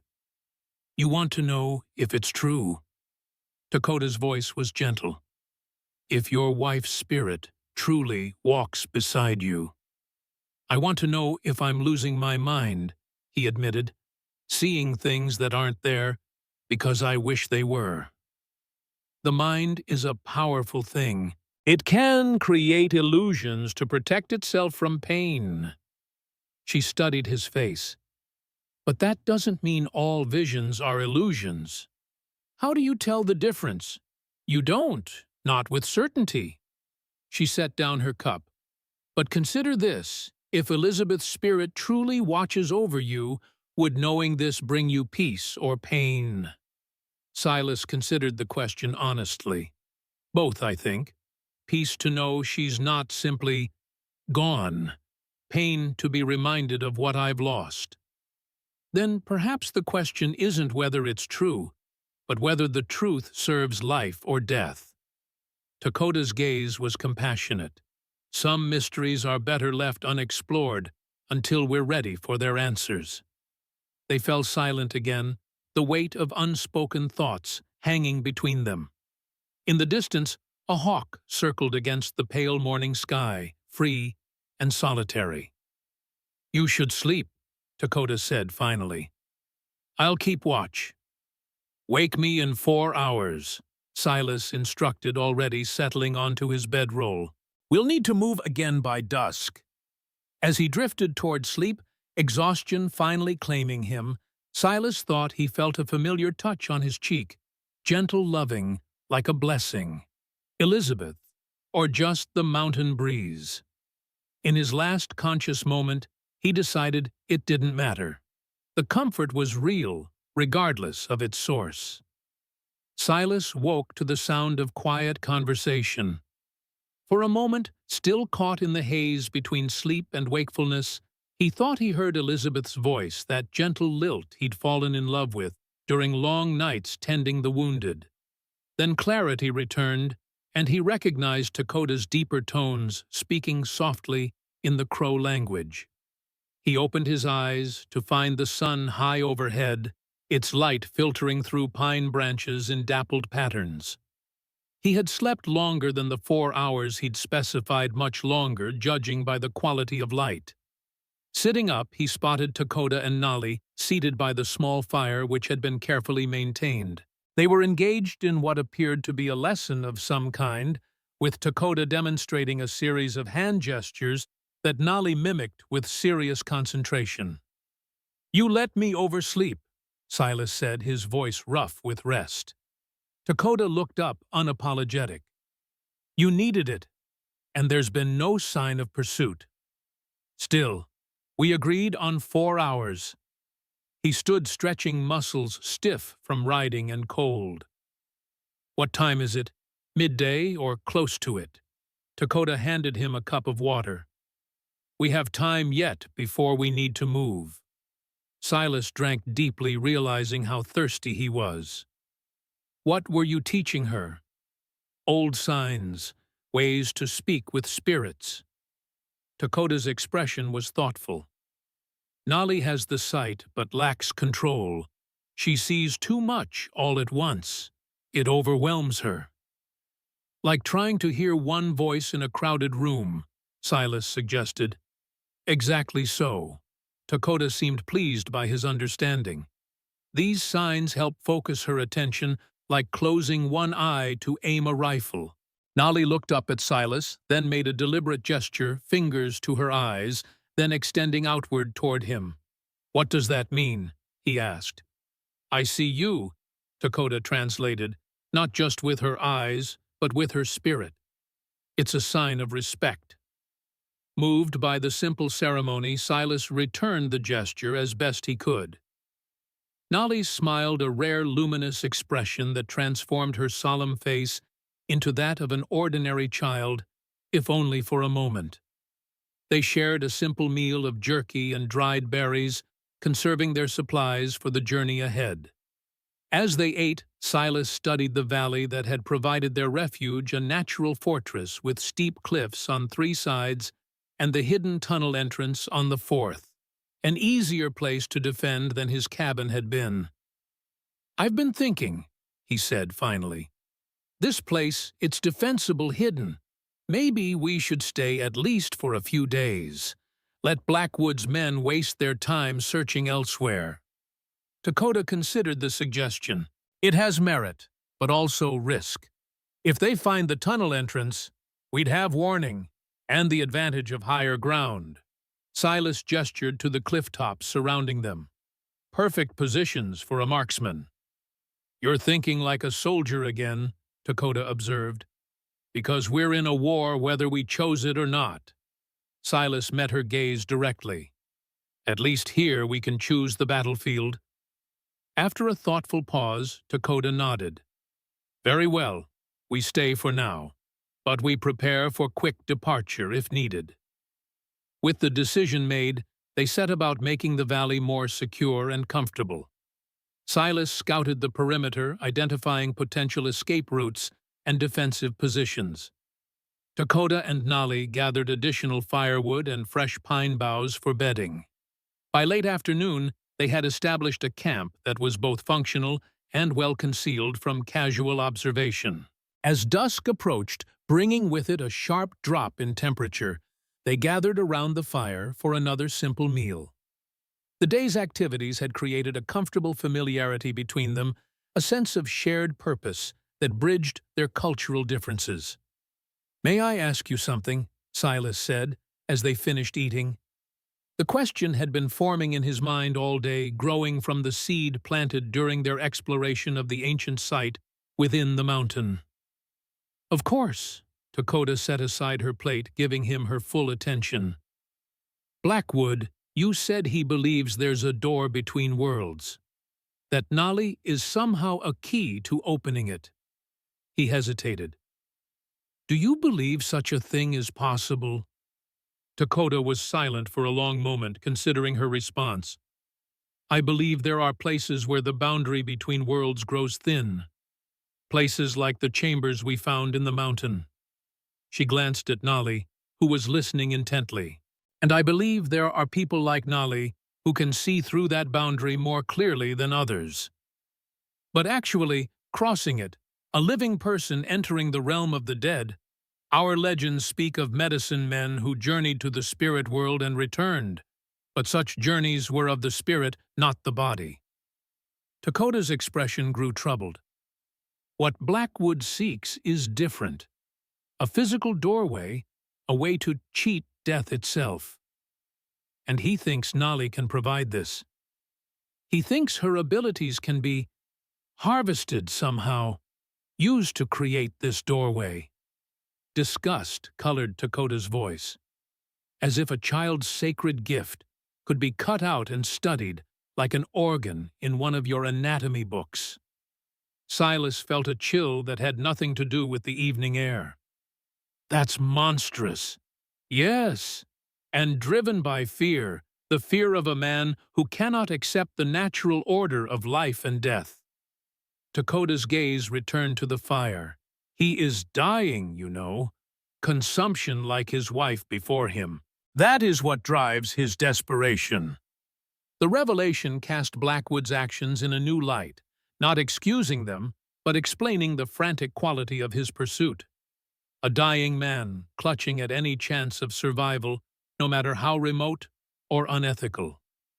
"How do you know this?" "I was his assistant before I helped Nolly escape. I saw the blood on his handkerchiefs, heard the cough he tried to hide." Dakota's face was grim in the firelight. "He has, perhaps, a year less if the disease progresses quickly. Not much time to unlock the secrets of immortality," Silas observed dryly. "No, which makes him all the more dangerous." Dakota looked at Nolly, who had moved to sit beside her, leaning against her arm with the easy trust of a child with her protector. "He will stop at nothing now." The gravity of their situation settled over them like a heavy blanket. They weren't simply running from an unethical doctor or corrupt officials. They were fleeing a desperate man with nothing to lose, the most dangerous kind of enemy. As darkness claimed the valley, they prepared for night. Dakota and Nali would sleep first with Silas, keeping watch until midnight. Then they would trade places, ensuring someone remained alert throughout the vulnerable hours of darkness. "I'll check the perimeter once more before full dark," Silas said, rising and reaching for his rifle. Dakota nodded, already arranging blankets for Nali, who was fighting to keep her eyes open after the long day. As Silas turned to go, Nali suddenly sat up straight, her expression alert. She tugged at Dakota's sleeve, making urgent gestures. "What is it?" Silas asked, instantly tense. Dakota frowned, interpreting Nali's silent communication. "She says someone is coming. Not from the tunnel, but—" She looked up at the cliff face to the west. "From above. Climbing down." Silas followed her gaze, but saw nothing in the gathering twilight. "How many?" More gestures from Nali. Then Dakota's translation, "One man, alone. She says—" Dakota paused, her expression puzzled. "She says he's not with the others, that he seeks us for a different reason. Friend or foe? She doesn't know, but she doesn't sense threat from him." Silas considered their options. A single man could be a scout for a larger party or someone else entirely. Either way, they needed to be prepared. "Get Nali into the tunnel entrance," he directed. "Stay hidden until I signal it's safe." Dakota nodded, gathering Nali and their essential supplies with practiced efficiency. Within moments they had disappeared into the concealed tunnel entrance, leaving Silas alone in the growing darkness. He moved to a position that offered both cover and a clear view of the western cliff, rifle ready. The sun had set, but a half-moon provided enough light to see by, casting silver highlights on the rocky face of the cliff. Minutes passed with agonizing slowness. Then Silas spotted movement, a figure descending the steep path with careful, deliberate movements. As the man reached the valley floor, Silas could make out more details: medium height, dressed in frontier clothing, a rifle slung across his back. He moved with the confident grace of someone accustomed to wilderness travel. The stranger paused at the bottom of the path, scanning the valley. His gaze settled on the remains of their fire still glowing faintly among the pines. "I know you're there," the man called, his voice carrying clearly in the still night air. "I'm not with Blackwood's men. I've come to help." Silas remained silent, rifle trained on the stranger's chest. "My name is Michael Reed," the man continued. "I was Blackwood's assistant before Dakota. I know what he's doing, and I want to stop him." At the mention of Dakota's name, Silas tensed. This could be a trap, a way to draw them out. "If you're there, Dakota," Reed called, "I can prove I'm telling the truth. The scar on your face, Blackwood gave it to you the night you helped Nali escape. I was there. I distracted the guards so you could get away." A soft sound behind Silas indicated Dakota had emerged from hiding. She moved to his side, her expression a mixture of surprise and wariness. "It's true," she whispered. "There was someone who helped us that night. I never saw his face." "Could be information tortured out of someone else who was there," Silas cautioned. "Perhaps." Dakota studied the stranger thoughtfully. "But Nali said he's not with the others. Her instincts about people are rarely wrong." After a moment's consideration, Silas called out, "Approach slowly. Hands where I can see them." Reed complied, walking toward them with deliberate steps, hands held away from his body. As he drew closer, Silas could see he was younger than expected, perhaps 30, with intelligent eyes, in a face weathered by outdoor living. "That's far enough," Silas ordered when Reed was about 20 feet away. "Explain yourself." "As I said, I worked with Blackwood. I'm a doctor, or was, before I saw what he was doing to those children." Reed's voice was steady, educated. I've been tracking him since I left Fort Ellis last year. When I heard he was pursuing Nolly again, I knew I had to intervene. How did you find us? Dakota asked, speaking for the first time. I was following Blackwood's men. They lost your trail in the canyon, started searching in the wrong direction. A hint of satisfaction colored Reed's tone. I noticed signs they missed, the disturbed brush at the tunnel entrance. Convenient, Silas commented, rifle still ready. I understand your caution, Reed said, but I'm here to help, not harm. Blackwood isn't just after Nolly anymore. He's deteriorating physically and mentally. His experiments have become increasingly dangerous. He was dangerous before, Dakota observed. Yes, but now he's desperate. The consumption is advancing faster than he expected. Reed's expression grew grim. He's convinced Nolly is his last hope for finding a way to cheat death. Silas and Dakota exchanged glances. The information aligned with what they already knew, but that didn't necessarily make Reed trustworthy. What exactly do you want from us? Silas asked. To help you get Nolly somewhere safe, and then to stop Blackwood before he hurts anyone else. Reed lowered his hands slowly. I have information that could help his plans, the routes his men are searching, resources you might need. Before either Silas or Dakota could respond, movement at the tunnel entrance caught their attention. Nolly had emerged, ignoring Dakota's instructions to remain hidden. She approached slowly, her gaze fixed on Reed with that unnervingly direct stare. Nolly, stay back, Dakota warned, but the girl continued forward until she stood directly before the stranger. Reed knelt to her level, meeting her gaze without flinching. Hello, Nolly. Do you remember me? To everyone's surprise, Nolly nodded. Then she did something even more unexpected. She reached out and touched Reed's face gently, as if confirming his identity through touch. She remembers you, Dakota said, her tone indicating this was significant. I brought her water books when I could, Reed explained. Tried to make her captivity less harsh. Nolly turned to Dakota and made a series of gestures, her expression earnest. What is she saying? Silas asked. That he speaks truth. That he has... Dakota frowned, struggling to interpret. Shadows around him, but not within him. Spirits follow him, but he doesn't see them. Reed looked startled. What does that mean? It means she believes you're honest, despite your association with Blackwood. Dakota's expression softened slightly. And that you're followed by those you've lost, though you're not aware of their presence. A complex emotion crossed Reed's face, grief perhaps, or longing. My family. They died in a house fire while I was serving in the war. It's why I understand Blackwood's obsession, even as I condemn his methods. I know what it is to want the impossible, to speak with the dead once more. The simple confession, offered without expectation of sympathy, carried the ring of truth. Silas lowered his rifle slightly, though he remained vigilant. If we accept your help, he said carefully, what exactly do you propose? First, to move again at first light.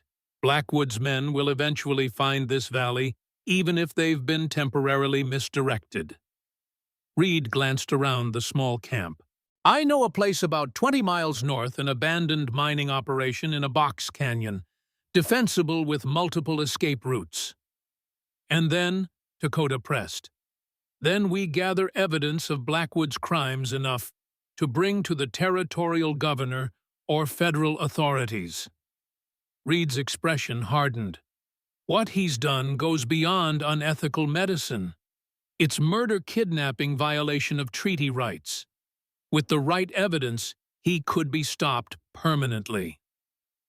Silas and Dakota exchanged glances, a silent communication passing between them. Despite their caution, Reed's plan aligned with their own thinking, and Nolly's apparent trust in him carried significant weight. "We'll consider your proposal," Silas said finally. "Tonight, you'll remain under watch. If your story holds until morning, we'll discuss next steps." Reed nodded, accepting the terms without protest. "Fair enough. I expected nothing less." As they settled into an uneasy truce for the night, Silas found himself studying their unexpected visitor. There was something compelling about Reed's quiet intensity, his evident determination to right wrongs he had perhaps initially enabled. It reminded Silas of his own journey from soldier following orders to medic questioning the very nature of the conflict he served. Later, as Reed slept under Dakota's watchful eye, Silas sat with Nolly near the small fire.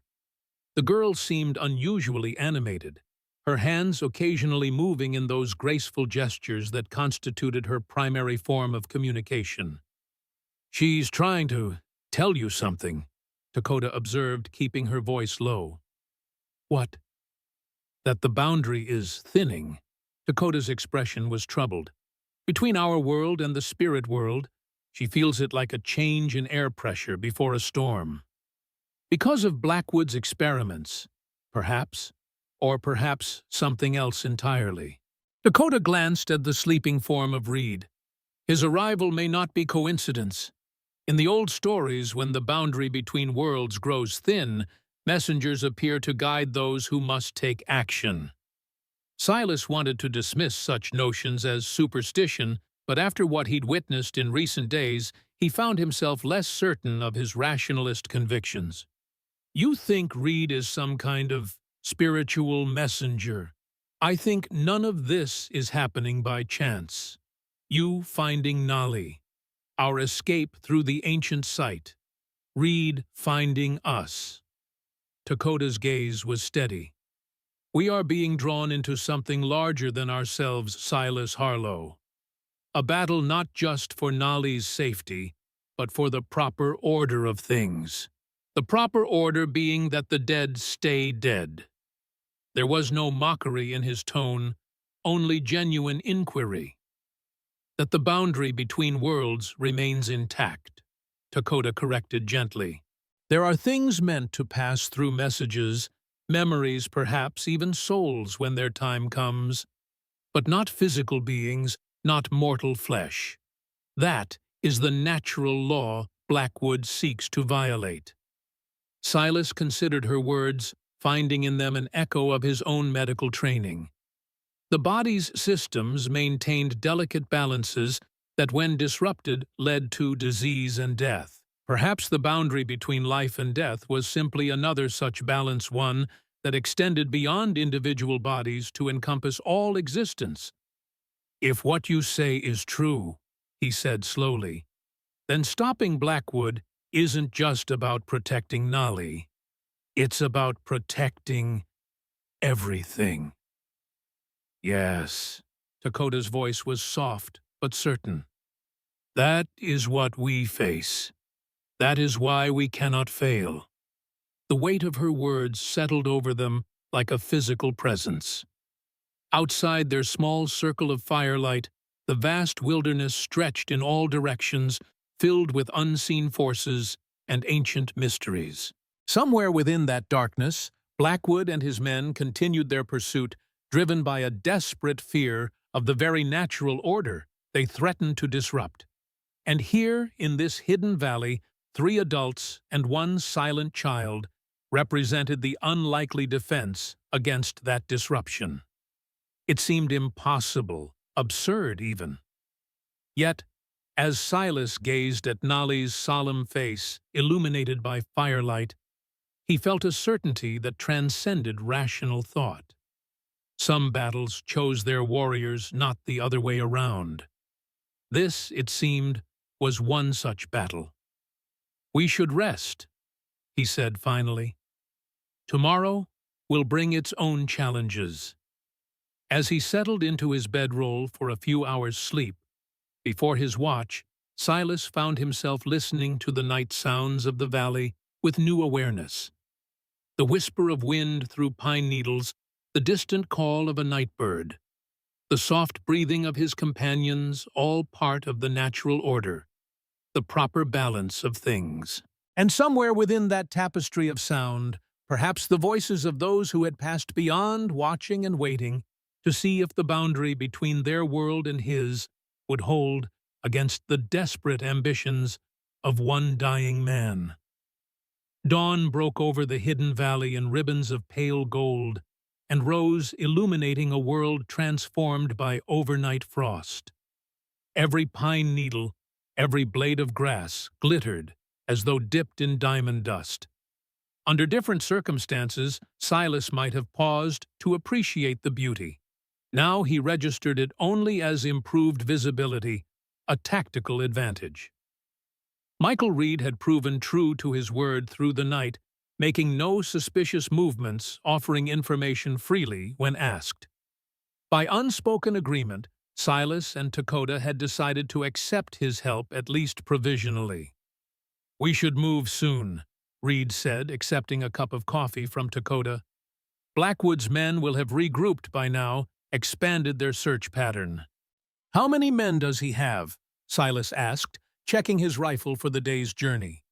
"4 trackers, former cavalry scouts, 2 personal guards, and Flynn."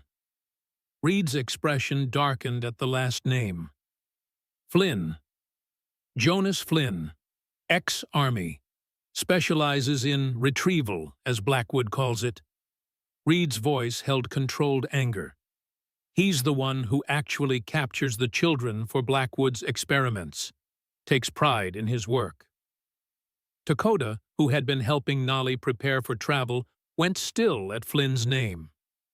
"He is the one who placed the marks on the children," she said quietly. "The brand." Reed nodded grimly. "He sees them as specimens, not people. Especially native children."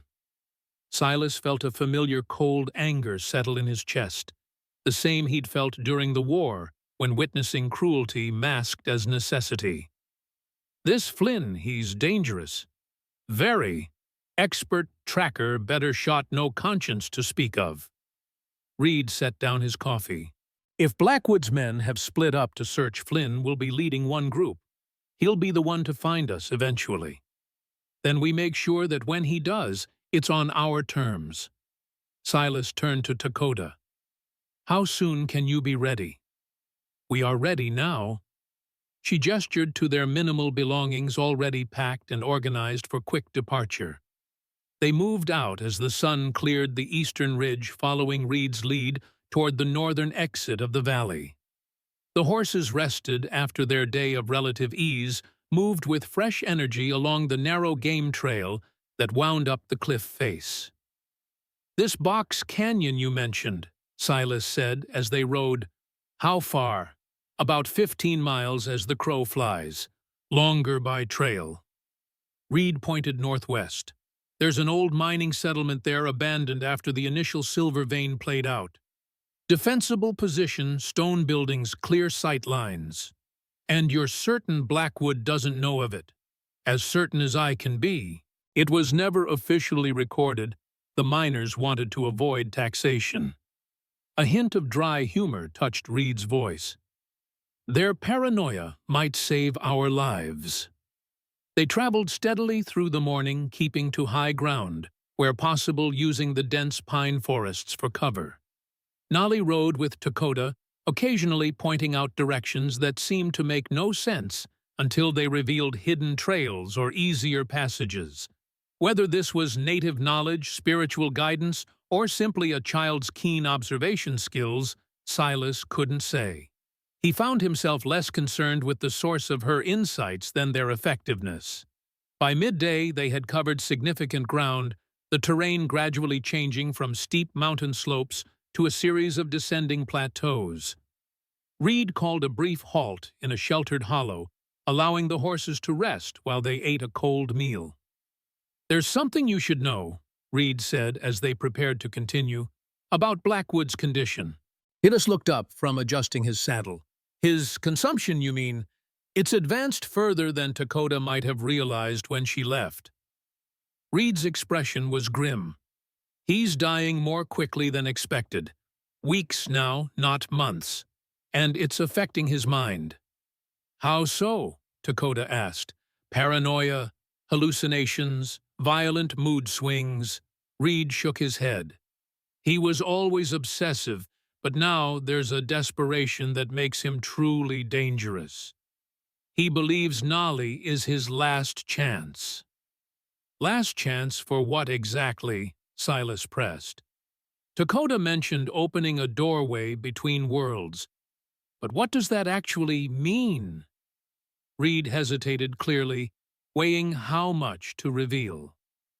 Blackwood believes that death is merely a barrier between dimensions, one that can be breached with the right combination of spiritual ability and scientific method.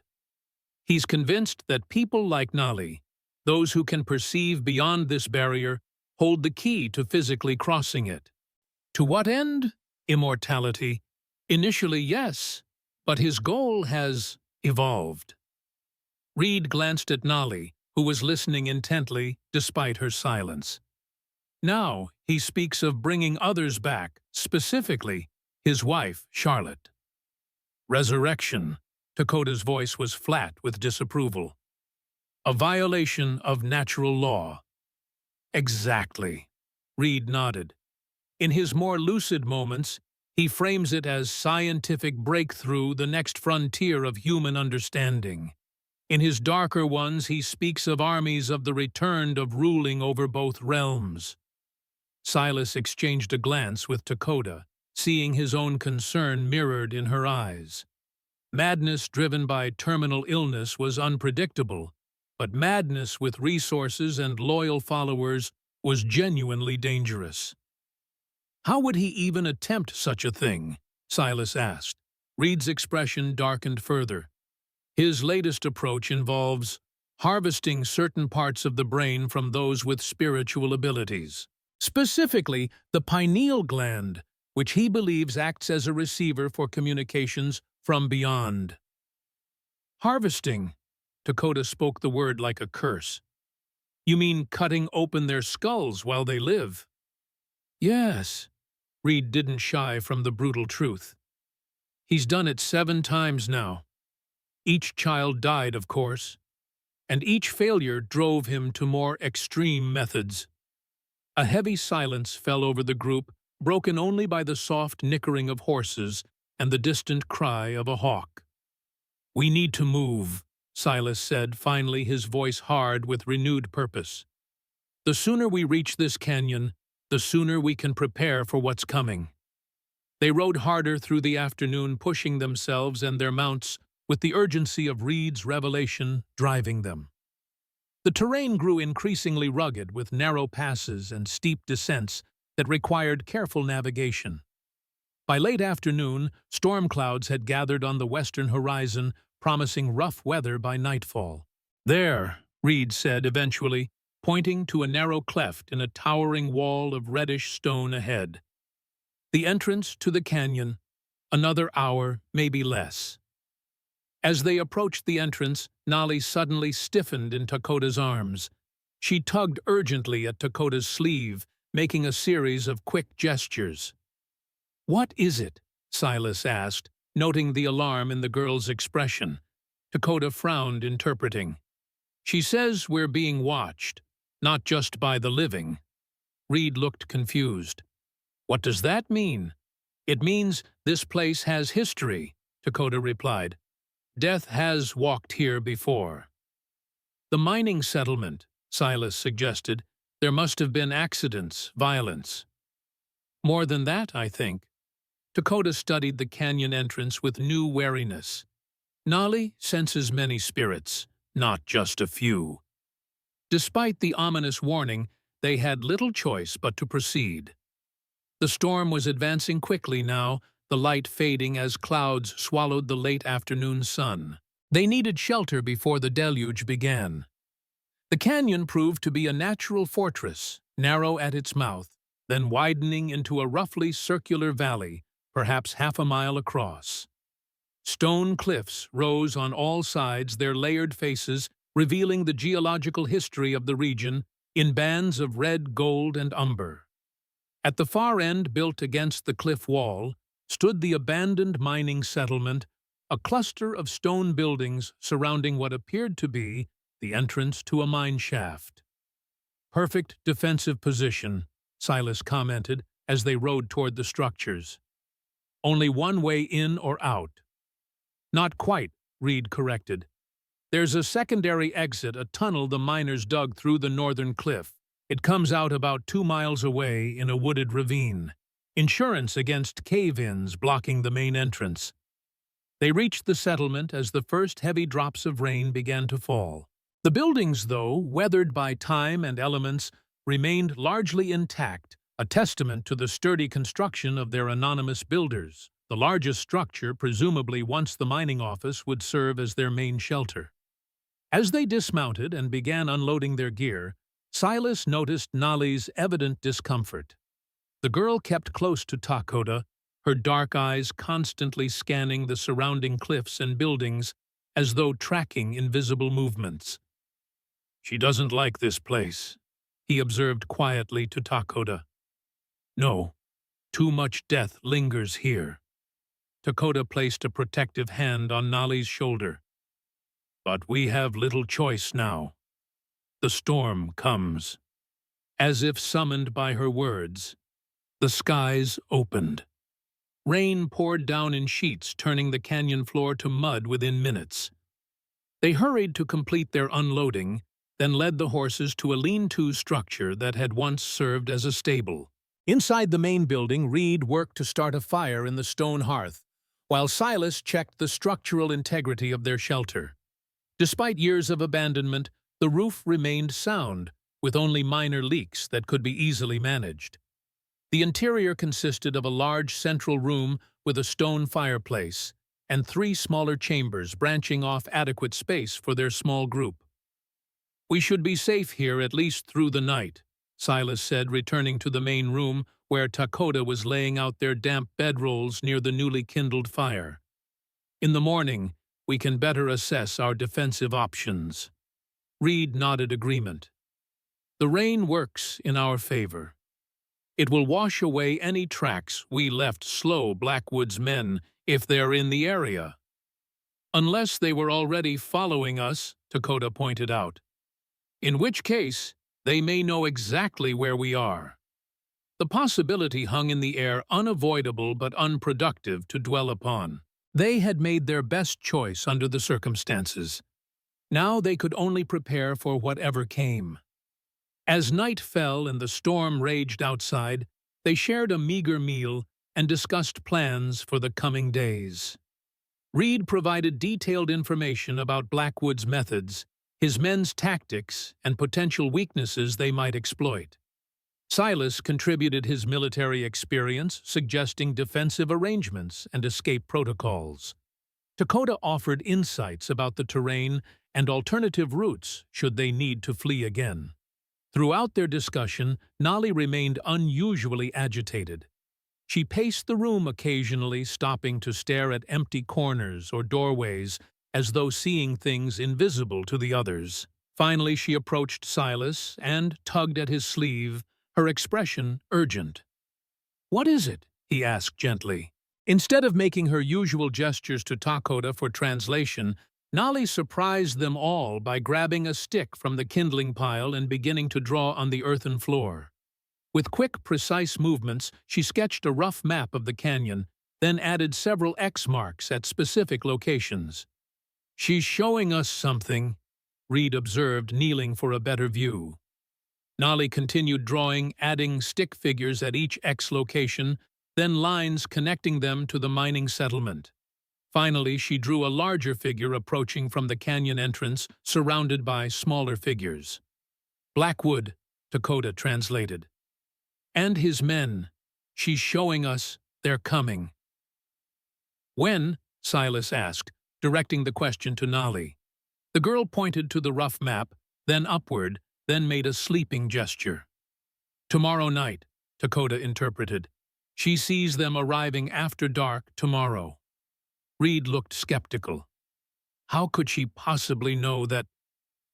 "The spirits tell her," Takoda said simply. "Those who watch from the other side see what we cannot." Before Reed could question further, Nolly continued her drawing, adding details to the X locations she had marked. One appeared to be a ridgeline overlooking the canyon entrance. Another was positioned near what must be the secondary exit Reed had mentioned. The third was within the settlement itself, beside what looked like the mine entrance. Defensive positions, Silas realized. She's showing us where to place ourselves for maximum advantage. Not just that, Dakota said, watching as Nolly added more details. She's showing us where the spirits of this place are strongest, where the boundary between worlds is thinnest, places of power. Reed ran a hand through his hair, visibly struggling with the concept. And this helps us, how exactly? It means Blackwood will be drawn to these places, Dakota explained patiently. Especially the mine entrance. If his goal is to breach the barrier between life and death, he will sense where that barrier is already weakened. So we use that knowledge to set a trap. Silas concluded, the tactical implications immediately clear. Draw him to where we want him, rather than defending everywhere at once. Nolly nodded, emphatically pleased that they understood. It could work, Reed admitted. Blackwood is sensitive to such things now. His illness has heightened his awareness of death's proximity. He might well be drawn to these locations Nolly has identified. They spent the next hour refining their strategy based on Nolly's insights, integrating them with more conventional defensive tactics. By the time they finally settled down to sleep, they had a plan that, while unorthodox, offered their best chance of countering Blackwood's numerical advantage. Silas took the first watch, positioning himself near the door, where he could monitor both the building and the canyon beyond.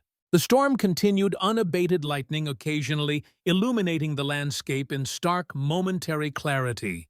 During one such flash, Silas thought he saw a figure standing in the center of the settlement, a woman in outdated clothing, her form translucent against the driving rain. When the next lightning strike came, she was gone. Getting as bad as Nolly, he muttered to himself, blaming fatigue and the surreal nature of recent events for the hallucination. Yet, as the night deepened and the others slept, Silas found himself increasingly aware of subtle disturbances in the air around him, temperature fluctuations, soft sounds, just at the edge of hearing fleeting movements in his peripheral vision. The rational part of his mind attributed these to the storm, to drafts in the old building, to normal settling noises of an abandoned structure. But another part, a part that had grown stronger since meeting Nolly and Dakota, wondered if the boundary Dakota spoke of truly was thinner here, if the dead of this place were drawing closer, attracted by Nolly's presence or simply by the impending confrontation. "Elizabeth," he whispered into the darkness, half expecting, half fearing a response. None came, at least not one he could perceive. Yet, he couldn't shake the sense that he was not alone in his vigil, that eyes beyond the veil of life watched with him, waiting for what was to come. Morning arrived with tentative sunlight breaking through dissipating clouds. The storm had passed during the night, leaving the canyon floor muddy, but the air crystal clear. As they emerged from their shelter to assess their surroundings in daylight, the abandoned mining settlement revealed itself more fully, a ghost town preserved by isolation and dry mountain air. 7 buildings total, Silas noted, mentally cataloging their defensive options. The main office where we slept, what looks like a dormitory, a stable and assay office, and 3 smaller structures, storage perhaps, or private quarters. And the mine entrance, Reed added, pointing to a dark opening in the cliff face behind the buildings, partially collapsed but still accessible. That's where the secondary tunnel begins. They spent the morning preparing for the confrontation Nolly had foreseen. Silas and Reed scouted the defensive positions the girl had indicated, finding them tactically sound, each offering excellent visibility and multiple retreat options. Dakota and Nolly searched the buildings for anything useful, discovering abandoned tools, that could serve as weapons and old blankets that, while musty, would provide additional warmth. By midday, they had transformed the ghost town into a defensible position. Tripwires fashioned from old mining cable crossed potential approach routes. Piles of loose stone positioned on ledges above the canyon entrance could be dislodged to create rock slides. The horses were saddled and ready near the secondary tunnel, prepared for quick escape if necessary. As they gathered for a brief meal, the atmosphere was one of focused tension. According to Nolly's vision, they had hours yet before Blackwood's arrival, but the weight of impending confrontation pressed upon them all. "We should discuss what happens if things go wrong," Silas said, breaking the silence. "If we're separated, or if one of us is captured." Dakota nodded, her expression grave. "Nolly's safety must come first. No matter what happens to any of us, she must not fall into Blackwood's hands." "Agreed," Reed said. "If it comes to it, I'll create a diversion to allow you to escape with her through the secondary tunnel." "We all might need to serve that role," Silas pointed out, "depending on how events unfold." And they continued discussing contingencies, speaking in the matter-of-fact tones of those who had faced danger before and harbored no illusions about the fragility of plans in the heat of conflict. Throughout their conversation, Nolly listened attentively, occasionally making suggestions through Dakota that revealed surprising tactical insight for one so young. As afternoon waned toward evening, they moved to their designated positions. Reed took the ridgeline overlooking the canyon entrance, armed with Silas's rifle and a signal mirror to alert the others when Blackwood's party appeared. Dakota and Nolly positioned themselves near the secondary tunnel entrance, inside the mine, ready to escape if necessary. Silas remained in the main settlement, serving as both bait and central coordinator of their defense. The sun sank behind the western cliffs, throwing the canyon into premature twilight. In the deepening shadows, the abandoned buildings took on an eerie quality, tombstones marking the dreams of men long gone. Silas, concealed within the main office building, found himself thinking of other ghost towns he'd seen during the war, communities abandoned in the face of advancing armies, lives interrupted and never resumed. A flash of light from the ridgeline pulled him from his reverie. Reed's signal. Blackwood had arrived.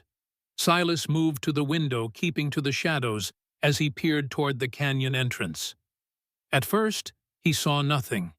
Then movement caught his eye. Riders emerging from the narrow passage into the wider canyon, moving cautiously in the failing light.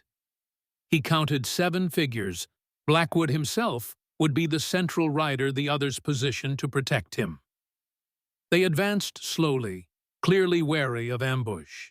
One rider moved ahead of the others, scanning the ground for signs of recent passage. Flynn, most likely based on Reed's description of the skilled tracker. The group halted about 200 yards from the settlement. After a brief discussion, they separated 4 riders, including Blackwood, continued toward the buildings, while 3 others dismounted and began moving along the canyon walls, seeking higher positions. The strategy was sound. Establish a crossfire, secure the high ground approach with caution. These were not amateur pursuers, but experienced men who understood tactical advantage. Silas slipped away from the window and moved through the building's rear exit, staying low and using the structures for cover as he made his way toward the mine entrance.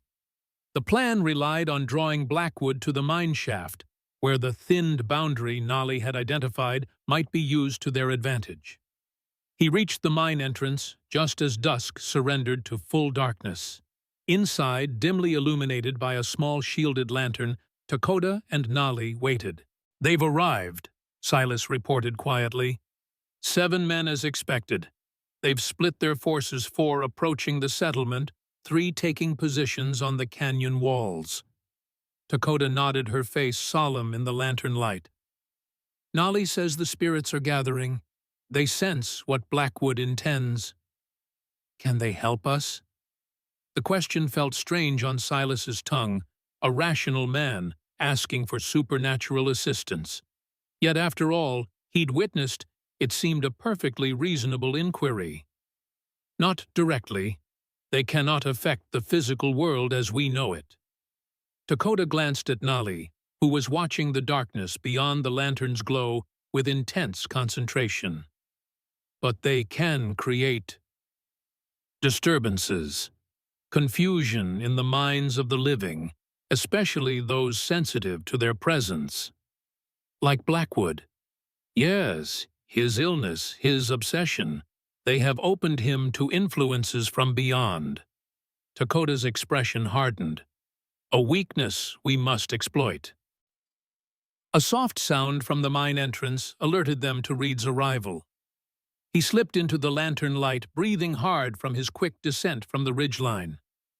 "They're searching the buildings," he reported. "Blackwood remains on horseback in the center of the settlement. Flynn and 2 others are doing the actual searching." "And the 3 on the canyon walls?" Silas asked. "In position watching the settlement. They don't appear to have noticed the mine entrance yet." Reed wiped sweat from his brow despite the cool air. "We don't have much time. Once they finish with the buildings, this is the logical next place to search."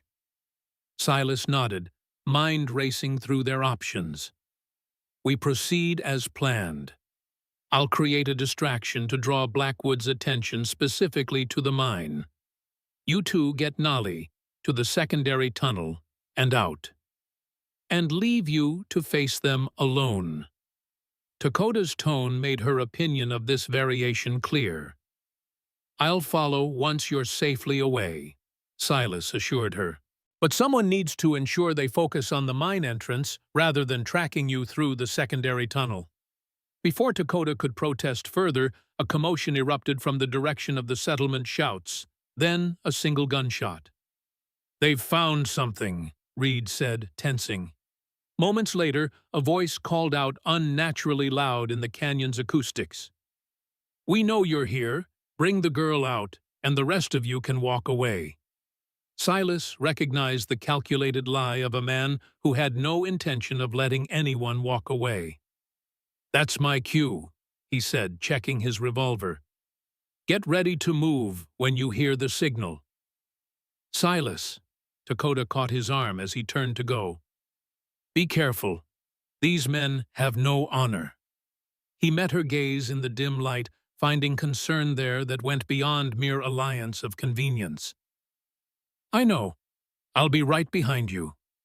As he turned to leave, Nali suddenly stepped forward and grasped his hand. Her small fingers pressed something into his palm, a smooth stone with a spiral pattern etched into its surface. "For protection," Dakota translated, "a gift from the spirits." Silas closed his fingers around the token, oddly moved by the gesture. "Thank you." He slipped out of the mine entrance and into the darkness, circling wide, to approach the settlement from the opposite direction. The moon, 3/4 full, provided just enough light to navigate by once his eyes adjusted to the night. From his new position, he could see Blackwood and his men clearly. The doctor remained mounted in the center of the settlement, a tall, gaunt figure wrapped in a heavy coat, despite the mild evening. Even at a distance, there was something unsettling about his stillness, an unnatural patience that suggested confidence rather than uncertainty. Flynn and the other searchers had emerged from the buildings and were reporting their findings. Though Silas couldn't hear their words, their body language indicated frustration. The settlement appeared empty to them. Time for that to change. Silas positioned himself behind the assay office, took careful aim at an old metal ore cart, and fired.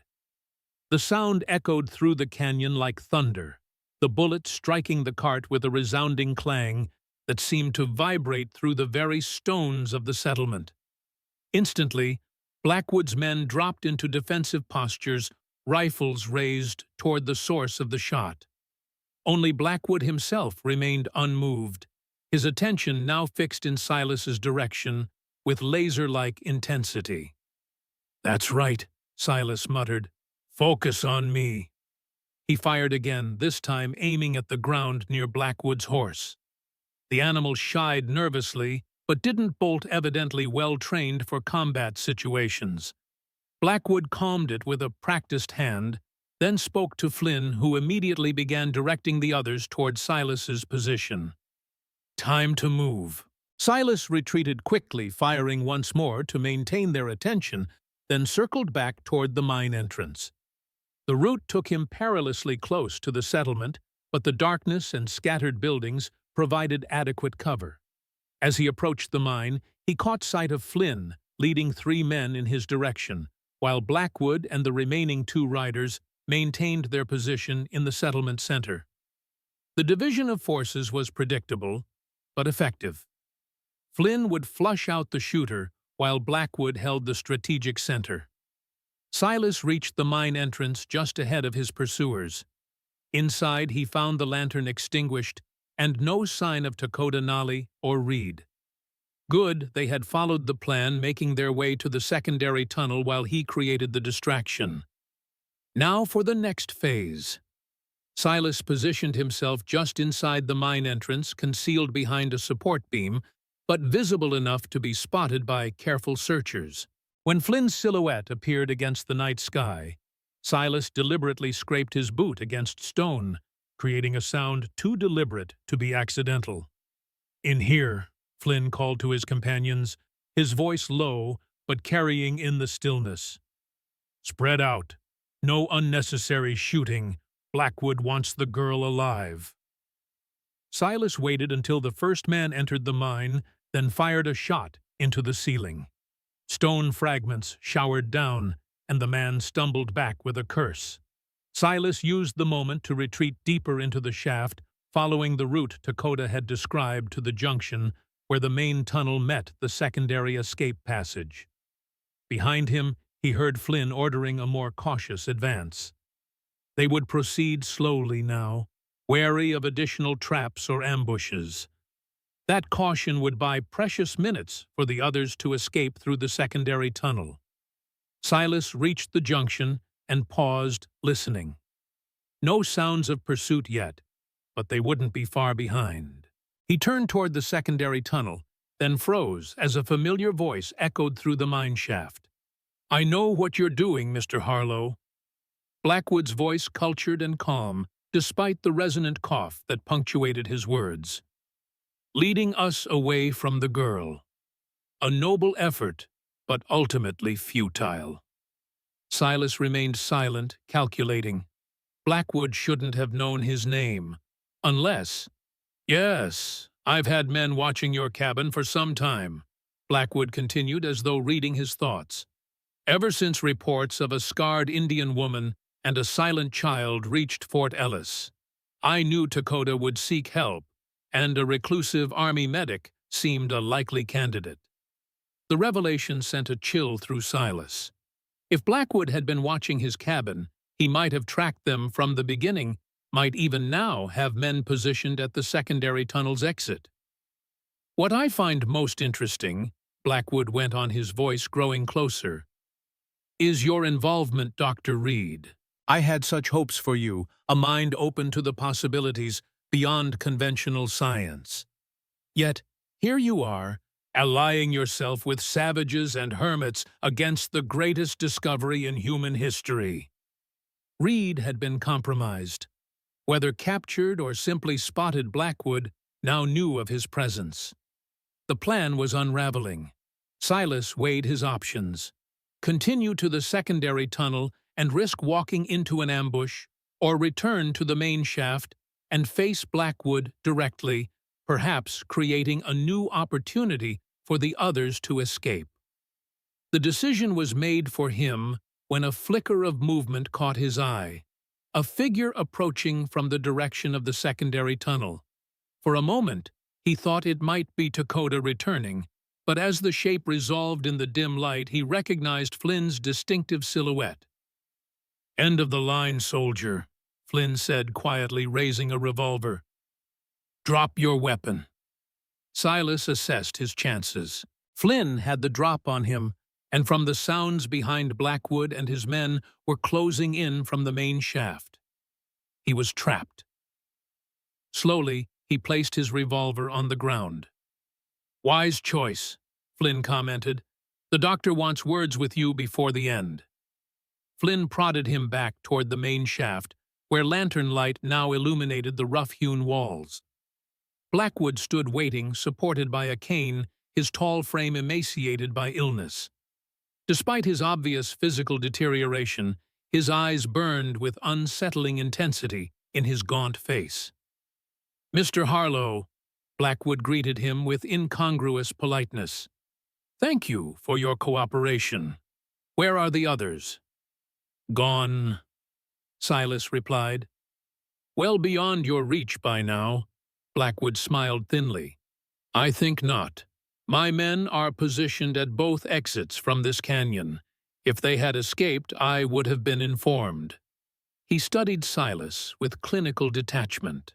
"No, I suspect they're still within these tunnels, perhaps hoping to wait until we leave." The doctor turned to Flynn. "Search every branch and crevice. Find the girl. Kill the others if necessary, but I want her unharmed." Flynn nodded and gestured to two of his men who disappeared down adjacent passages with lanterns raised. Blackwood returned his attention to Silas. "While we wait, perhaps you'd satisfy my curiosity," he said conversationally. "What did Dakota tell you about my work? What lies did she use to turn you against scientific progress?" "She told me you murdered children for your research," Silas replied bluntly. "That seems less like progress and more like monstrosity." Blackwood sighed as though disappointed by a student's simplistic answer. "Sacrifices are necessary in all great endeavors. You were a soldier, surely you understand that concept." "I understand the difference between casualties of war and deliberate murder of innocents." "Innocents," Blackwood's tone sharpened. "These are not ordinary children, Mr. Harlow. They are aberrations, evolutionary anomalies, whose abilities defy natural law. Studying them, understanding the source of their powers, is the key to humanity's next great leap forward." "You mean your personal leap beyond death," Silas countered. "This isn't about humanity. It's about your fear of dying." A spasm of anger crossed Blackwood's face before he controlled it. "My personal motivations are irrelevant. The knowledge gained will benefit all mankind. Knowledge gained through torture and murder benefits no one." Before Blackwood could respond, a commotion erupted from one of the side passage's shouts, then a single gunshot. Flynn returned moments later, dragging Reed, whose face was bloodied and whose left arm hung at an unnatural angle. "Found this one trying to collapse a section of tunnel," Flynn reported, shoving Reed to his knees beside Silas. "No sign of the woman or girl yet." Blackwood regarded Reed with genuine regret. "Michael, I expected better from you." "I expected better from science," Reed replied, his voice strained but defiant. "What you're doing isn't research. It's desperation, masked as progress." "You always did lack vision." Blackwood turned away dismissively. "Keep searching, Flynn. They must be here somewhere." As Flynn moved to continue the search, a strange sound echoed through the mine shaft, a child's voice singing in a language Silas didn't recognize. The simple melody sent chills down his spine, not from fear, but from an inexplicable sense of presence, as though the very air had suddenly grown thick with invisible watchers. Blackwood went rigid, his face transforming with an almost religious fervor. "The girl," he breathed. "She's opened the way." Before anyone could react, he was moving deeper into the mine with surprising speed for one so ill following the sound of the singing. Flynn hesitated clearly, torn between guarding the prisoners and following his employer. "Go," ordered one of the remaining men. "We've got these two." Flynn nodded and hurried after Blackwood, leaving Silas and Reed under guard of two armed men. The singing continued ethereal and haunting, seeming to come from everywhere and nowhere at once. "What is that?" Silas whispered to Reed. "A crow. Death song," Reed replied softly. "Sung during the transition between worlds." One of the guards shifted nervously. "Shut up, both of you." Silas felt something cold against his hand, the stone Nolly had given him. He'd been clutching it unconsciously since his capture. Now, as the singing intensified, he felt it grow colder still, almost painful to hold. The lantern flames suddenly danced and wavered, though there was no draft in the still air of the mine. Shadows along the walls seemed to move independently of their sources, stretching and contracting in impossible ways. "What the hell?" one guardhog muttered, raising his lantern higher, as though better light would dispel the uncanny distortions. The singing stopped abruptly, replaced by absolute silence. Then from deeper in the mine, where Blackwood and Flynn had disappeared, came a scream not of pain or fear, but of ecstatic revelation. "He's found her," Reed said grimly. "God help us all." The guards exchanged nervous glances, clearly unsettled by the scream and the continuing shadow play around them. Silas felt the stone in his hand pulse once like a heartbeat, and instinctively closed his eyes. When he opened them again, the mine shaft had changed. The physical structure remained the same, but overlaid upon it was another reality. Translucent figures moved through and around the solid forms of the living, their features indistinct, but their presence undeniable. The boundary between worlds that Dakota had spoken of was not merely thinning, it was dissolving before his eyes. Silas glanced at Reed and saw from his expression that he was witnessing the same phenomenon.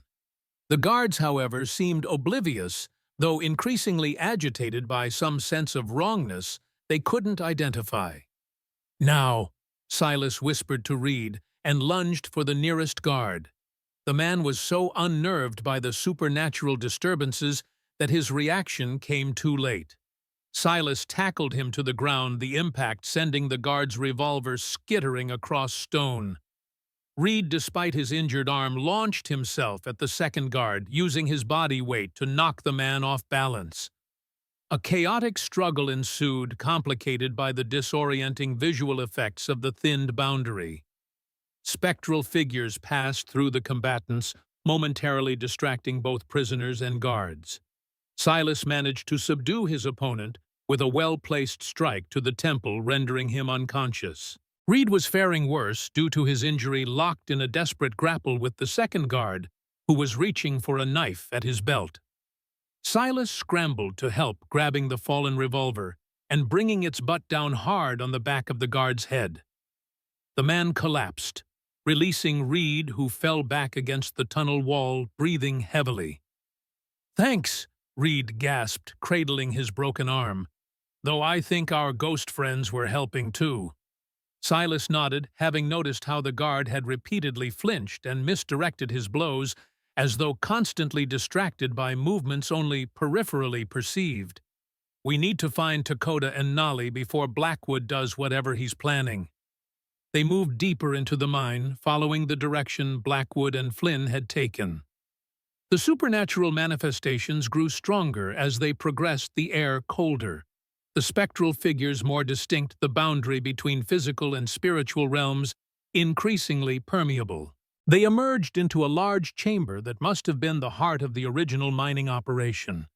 Here, the veil between worlds seemed thinnest of all. Silas could see both the physical chamber with its abandoned equipment and rotting support beams, and superimposed upon it a gathering of translucent forms arranged in concentric circles around a central point. At that point stood Nolly, her small figure somehow more substantial than her surroundings, as though she were the only truly real thing in a world of shadows. Before her, Blackwood knelt in supplication, his face transported with religious ecstasy. Flynn stood nearby, his expression a mixture of awe and terror, as he witnessed something his rational mind couldn't accept. Dakota was there too, held at gunpoint by Flynn, her face stoic, but her eyes reflecting deep concern as she watched Nolly.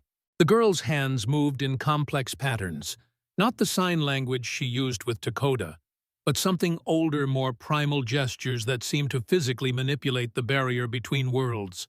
With each movement, the spectral figures grew more distinct, the physical world more tenuous. "What's happening?" Silas whispered.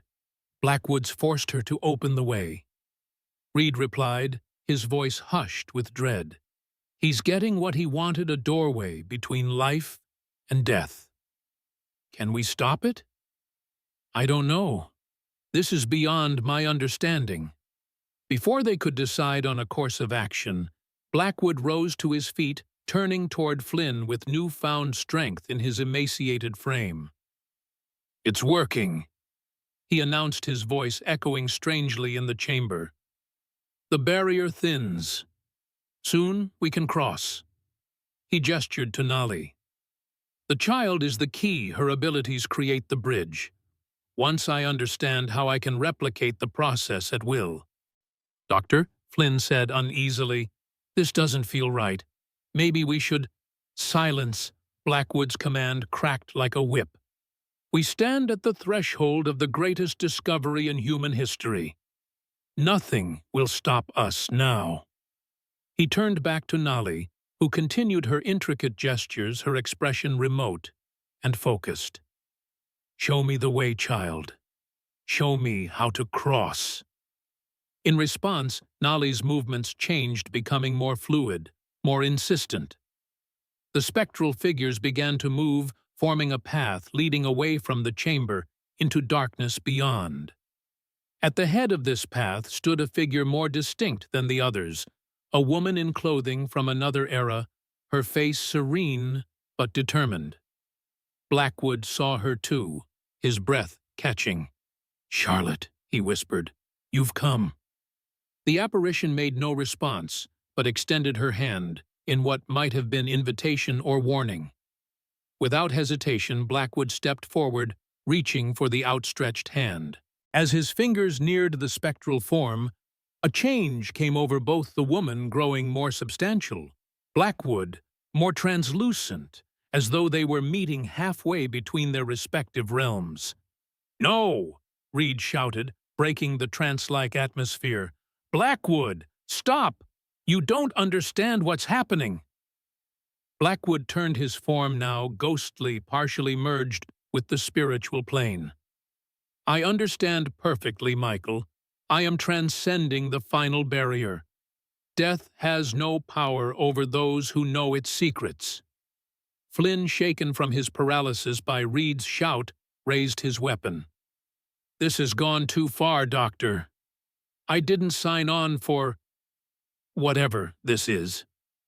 "Lower your gun, Flynn," Blackwood commanded. "You're witnessing a miracle." Instead, Flynn aimed at Nolly. "Stop this! Now!" Everything happened at once. Dakota lunged at Flynn despite the gun trained on her. Silas fired the revolver he'd taken from the guard, his shot going wide in his haste. Reed charged forward despite his injury. And Nolly completed a final decisive gesture that seemed to tear the very fabric of reality around them. A blinding light filled the chamber, accompanied by a sound like the rush of mighty waters. Silas felt himself falling, though whether physically or through some metaphysical space, he couldn't tell. Images flashed before him, faces he knew and didn't know, places he'd been and never seen, moments of time stretching backward and forward in impossible sequences. Then abruptly, stillness, darkness, silence. Gradually, his senses returned. He was lying on the cold stone floor of the chamber, the taste of copper in his mouth suggesting he'd bitten his tongue during whatever had just occurred. Around him, others were stirring, Reed groaning as he regained consciousness, Dakota already on her feet and moving toward Nolly, who stood in the center of the chamber, swaying slightly with exhaustion. Of Blackwood and Flynn there was no sign. "What happened?" Silas managed, pushing himself to a sitting position. "Where are they?" Dakota gathered Nolly into her arms before responding. Blackwood crossed over. Flynn, she hesitated. Flynn was caught between, neither fully here nor fully there. You mean they're dead? Reed asked, his scientific mind struggling to frame the experience in familiar terms. Blackwood is beyond death now, in the place he sought so desperately to reach. Dakota's expression was solemn. Whether that place is what he imagined, that is another question. Silas looked around the chamber, noting that the supernatural manifestations had receded. The air felt normal again, the spectral figures gone, the boundary between worlds apparently restored to its proper state. Did Nolly do this? He asked. Did she send them to the other side? No, Dakota replied. Blackwood crossed of his own will, drawn by what he thought was his wife's spirit. What he found on the other side, she shook her head. The spirits do not take kindly to those who violate natural law. Flynn was simply too close when the barrier reasserted itself. They made their way out of the mine in silence, each processing the extraordinary events in their own way. Outside, dawn was breaking over the canyon rim, painting the abandoned settlement in soft gold light. The horses of Blackwood's men had scattered, but their own mounts remained tethered where they had left them. What now? Reed asked, as they emerged into the new day. Blackwood's gone, but his men are still out there. And there's the matter of the evidence we came for proof of his crimes. The map, Dakota reminded them. The survey showing his plans to exploit Crow land. It's enough to bring before the territorial governor, especially with your testimony. Reed nodded. And the remaining men, without Blackwood and Flynn, they'll likely disperse. Most were hired guns with no personal stake in his obsessions. We'll need to be cautious nonetheless, Silas said, at least until we're well away from here. They gathered their belongings and prepared to depart, all eager to leave behind the canyon and its unsettling memories. As they mounted their horses, Silas found himself looking back at the mine entrance one last time. For a moment, he thought he saw a figure standing there, not Blackwood or Flynn, but a woman in a nurse's uniform, her face both familiar and beloved. Elizabeth raised her hand in what seemed like farewell, her expression peaceful. Then she was gone, leaving only the dark opening in the cliff face. Silas, Dakota's voice pulled him back to the present. Are you ready? He turned to find her watching him with understanding in her dark eyes. Yes, he said. I'm ready. They traveled north away from the canyon and its ghosts, following game trails and abandoned mining roads that kept them hidden from potential pursuit. Though they encountered no sign of Blackwood's remaining men, caution guided their journey. They moved primarily at night, resting during daylight hours in concealed camps. Nolly slept most of the first day, exhausted by her spiritual exertions. When she finally woke, her eyes seemed clearer, somehow her expression more childlike than before. She still didn't speak aloud, but her gestures appeared lighter, less burdened by the weight of voices only she could hear. The opening of the barrier drained her, Dakota explained when Silas remarked on the change, but it also helped her, like lancing a wound to release infection. She'll recover.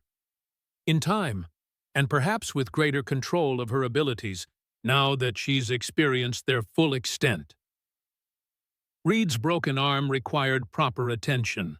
At their first secure camp, Silas and Dakota worked together to set the bone, combining his medical training with her knowledge of pain management through pressure points and herbal remedies. The collaboration was seamless, each respecting the other's expertise, building on their earlier exchange of healing practices. You two work well together, Reed observed through gritted teeth as they finished splinting his arm. Different methods, same results. The body doesn't care where healing comes from, Dakota replied, only that it comes. On the fourth day of their journey, they reached a river marking the border of Blackfoot territory. Here, Reed announced his intention to separate from their group. "I need to take the evidence to Helena," he explained, referring to the territorial capital. "Find someone in authority who'll listen. The sooner Blackwood's operations are officially investigated, the safer you'll be." "You're still recovering," Silas pointed out. "That arm needs time to heal." "I'll manage." Reed's expression was determined. "This needs to be done, and you two need to get Nolly somewhere safe. I can travel faster alone anyway." They couldn't argue with his logic. After providing him with supplies and detailed directions to the nearest settlement, they parted ways with genuine regret. Despite the brevity of their acquaintance, shared danger had forged a bond of respect between them. "If you ever need help," Reed said in parting, "send word to Dr. Michael Reed Helena. I'll come." "Likewise," Silas replied, "though I hope we meet again under better circumstances." Dakota offered Reed a small pouch of herbs. "For pain," she explained, "and to prevent fever in the wound." With a final nod of thanks, Reed rode west toward Helena, while Silas, Dakota, and Nellie continued north into Blackfoot lands. 2 days later, they reached their destination, a secluded valley where, according to Dakota, a respected Blackfoot medicine man named Many Hawks resided. The elder had a reputation for understanding spiritual gifts like Nolly's, and had agreed to provide sanctuary when Dakota had sent word through tribal networks months earlier. The valley proved to be a natural haven, sheltered by mountains on 3 sides, watered by clear streams populated by scattered family groups who maintained traditional ways while adapting selectively to changing times. Many Hawks himself lived apart from the main encampment in a cabin that blended native construction with elements adopted from white settlers. He greeted them at the valley entrance, having been alerted to their approach by young scouts. Despite his advanced age, he stood straight and tall, his weathered face reflecting both wisdom and humor in equal measure. "Dakota of the Crow," he said in English for Silas's benefit, "you have traveled far with precious cargo." His gaze moved to Nolly, softening with recognition of her nature. "The spirit seer. Yes, I see it in her eyes. She has walked between worlds recently." "Too recently," Dakota confirmed. "She needs rest guidance." "She will have both here." Many Hawks turned his attention to Silas, studying him with penetrating intensity. "And you, healer with soldier's hands, you stand at your own crossroads." Silas felt uncomfortably exposed under the elder's scrutiny, as though his inner thoughts were being read. "I'm just helping them reach safety." Many Hawks smiled slightly. "Are you, or are they helping you find what you've lost?" Without waiting for a response, he gestured toward the valley. "Come. You are welcome among us for as long as needed." The hospitality offered was simple but genuine. They were provided with a small cabin near Many Hawks' own, given fresh food and clean clothing, and left to rest after their arduous journey. For the first time since leaving Silas's mountain home, they could relax their vigilance, secure in the protection of the Blackfoot community. That evening, as they shared a meal with Many Hawks, the elder explained his plan for Nolly's education. "She has great power but little control. I will teach her to direct her sight to open and close the door to the spirit world at will, rather than being constantly surrounded by its voices." "Can such a thing be taught?" Silas asked, genuinely curious. "Of course. All gifts can be refined through proper instruction." Many Hawks regarded Nolly with grandfatherly affection. "She will learn to live in both worlds without being consumed by either." As days passed, a routine established itself. Each morning, Nolly spent time with Many Hawks, learning the disciplines that would help her manage her abilities. Dakota assisted with these lessons while also serving as healer for the Blackfoot families, sharing her medical knowledge freely. Silas found himself similarly occupied treating injuries and illnesses among the valley's residents. Word of his skills spread quickly, and soon people were coming to him with ailments ranging from toothaches to more serious conditions requiring his surgical expertise. Working together, he and Dakota developed a unique approach to healing that combined the best aspects of both traditions. Her knowledge of herbal remedies complemented his surgical techniques. His understanding of anatomy enhanced her traditional treatments. Patients benefited from this integrated care, often recovering more quickly than either healer expected. In the evenings, they would gather with many hawks, sharing meals and stories. The elder was a natural teacher, his tales containing wisdom disguised as entertainment. Through these informal sessions, Silas gained greater understanding of native perspectives on life, death, and the spaces between concepts he had previously dismissed as superstition, but now recognized as alternative frameworks for interpreting the same universal experiences. 2 weeks into their stay, as autumn painted the valley in russet and gold, Silas realized he had made no plans to leave. The thought of returning to his solitary cabin on the mountain no longer held appeal. Something had shifted within him. The armor of isolation he'd constructed after Elizabeth's death had begun to crack, allowing new connections to form. He found Dakota by a stream near their cabin washing bandages they had used earlier while treating a child's lacerated foot. The sunlight played across her features, softening the scar that marked her face. She looked up as he approached, a question in her eyes. "I've been thinking," Silas said without preamble, "about what happens next." Dakota set aside her work, giving him her full attention. "And what have you decided?" "That's just it. I haven't decided. For the first time in years, I don't have a clear path." He sat beside her on a sun-warmed rock. "After Elizabeth died, all I wanted was solitude, a place to nurse my grief without witnesses. Now you're not sure that's enough," she finished when he hesitated. "No, it's not." The admission felt both frightening and liberating. "What about you? Will you stay here with Nali for a time, until she has mastered her abilities sufficiently to live without constant guidance?" Dakota's gaze moved to the distant mountains. "After that, I had not planned beyond keeping her safe." "We're quite a pair," Silas observed with a hint of humor. "Both so focused on the immediate that we've forgotten how to envision a future." Dakota smiled, a rare expression that transformed her serious face. "Perhaps that is not entirely bad. The present moment is where life actually happens." They fell into comfortable silence, watching the stream's clear water flowing over smooth stones. In the distance, children's laughter echoed from the main encampment, a sound of life continuing, of normal joys persisting, despite the shadows that haunted the wider world. "Many hawks asked me if I would consider staying," Dakota said eventually.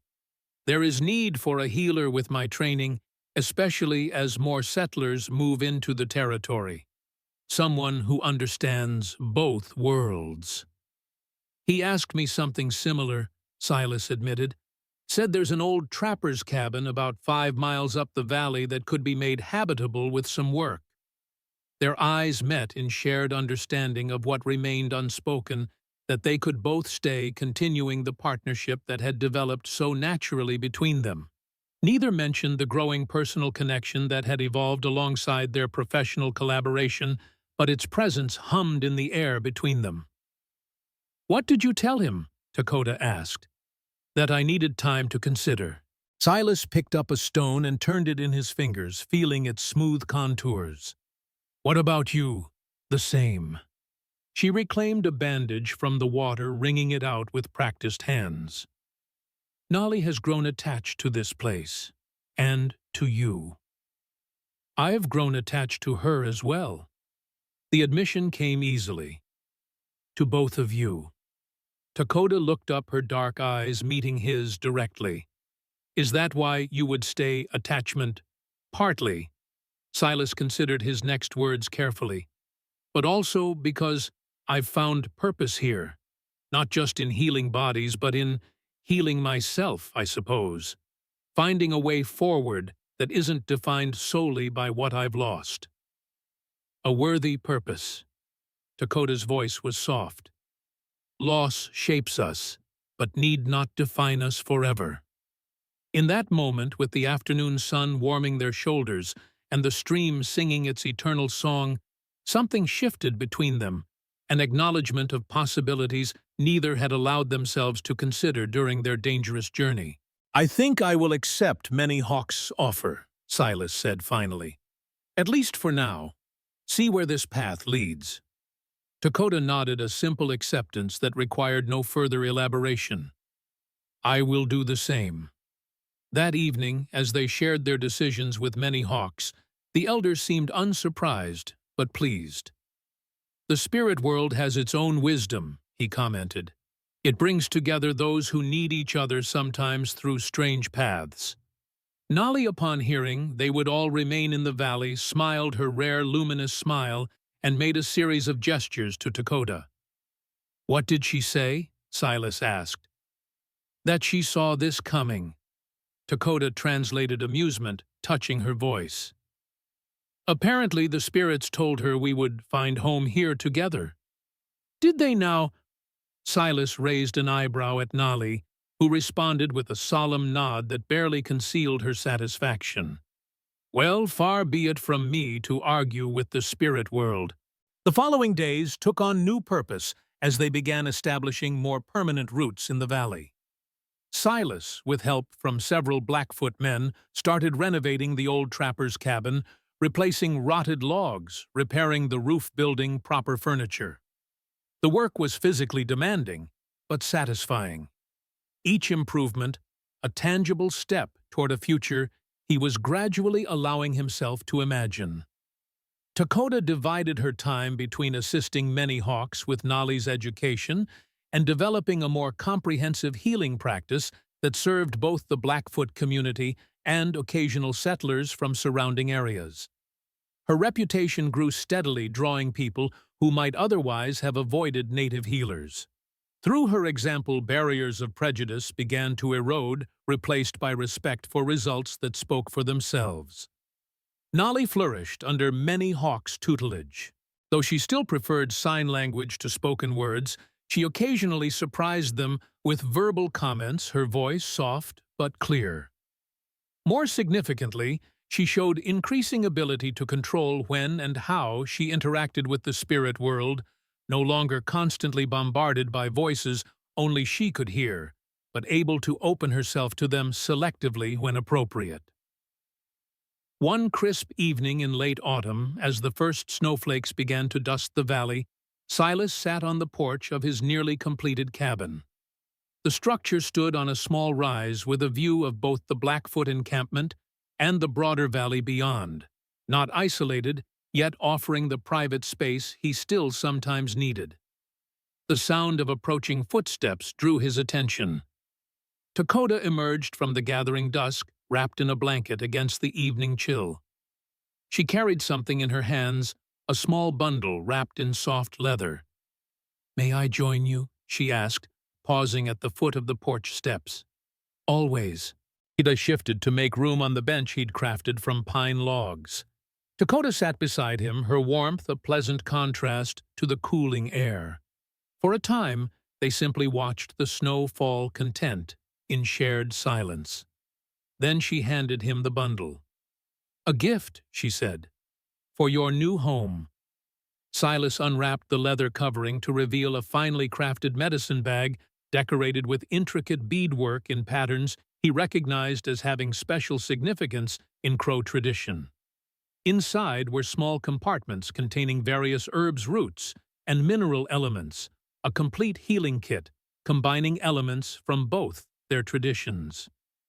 "It's beautiful," he said, genuinely moved by the thoughtfulness of the gift.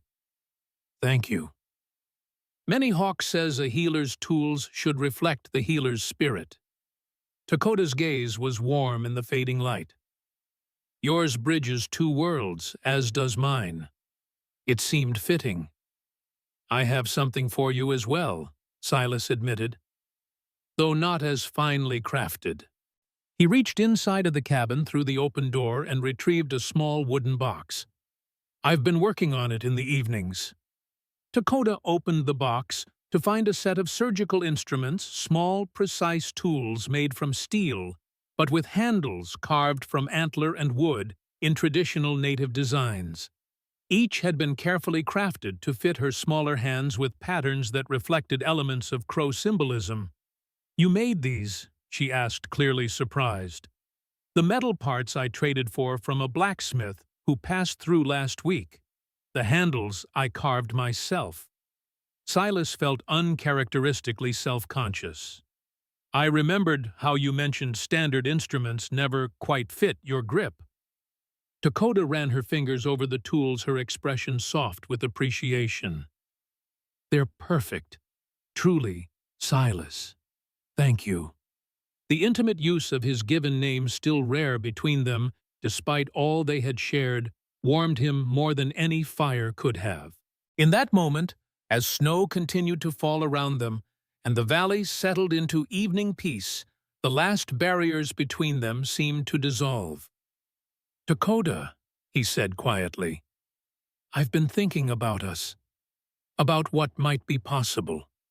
She met his gaze steadily, neither encouraging nor discouraging, simply present and attentive.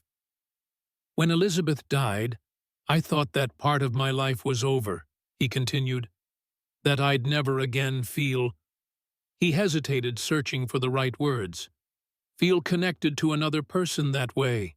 I built walls, retreated to the mountain, convinced myself that solitude was enough. And now," Dakota's voice was soft but direct, "now I know better." Silas turned to face her fully.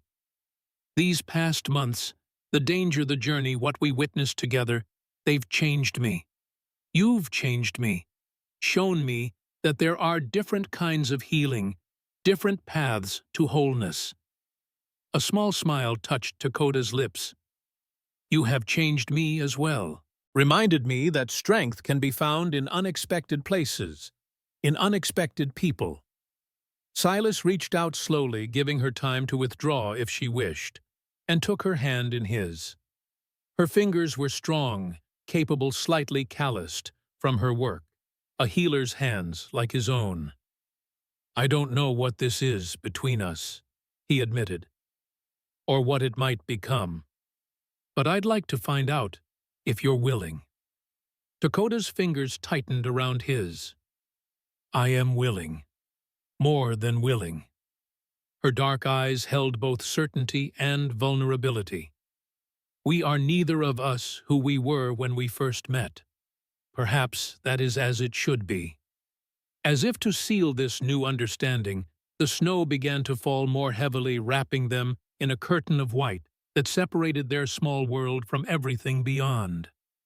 They sat together as darkness claimed the valley, their hands joined the future stretching before them, uncertain but faced together.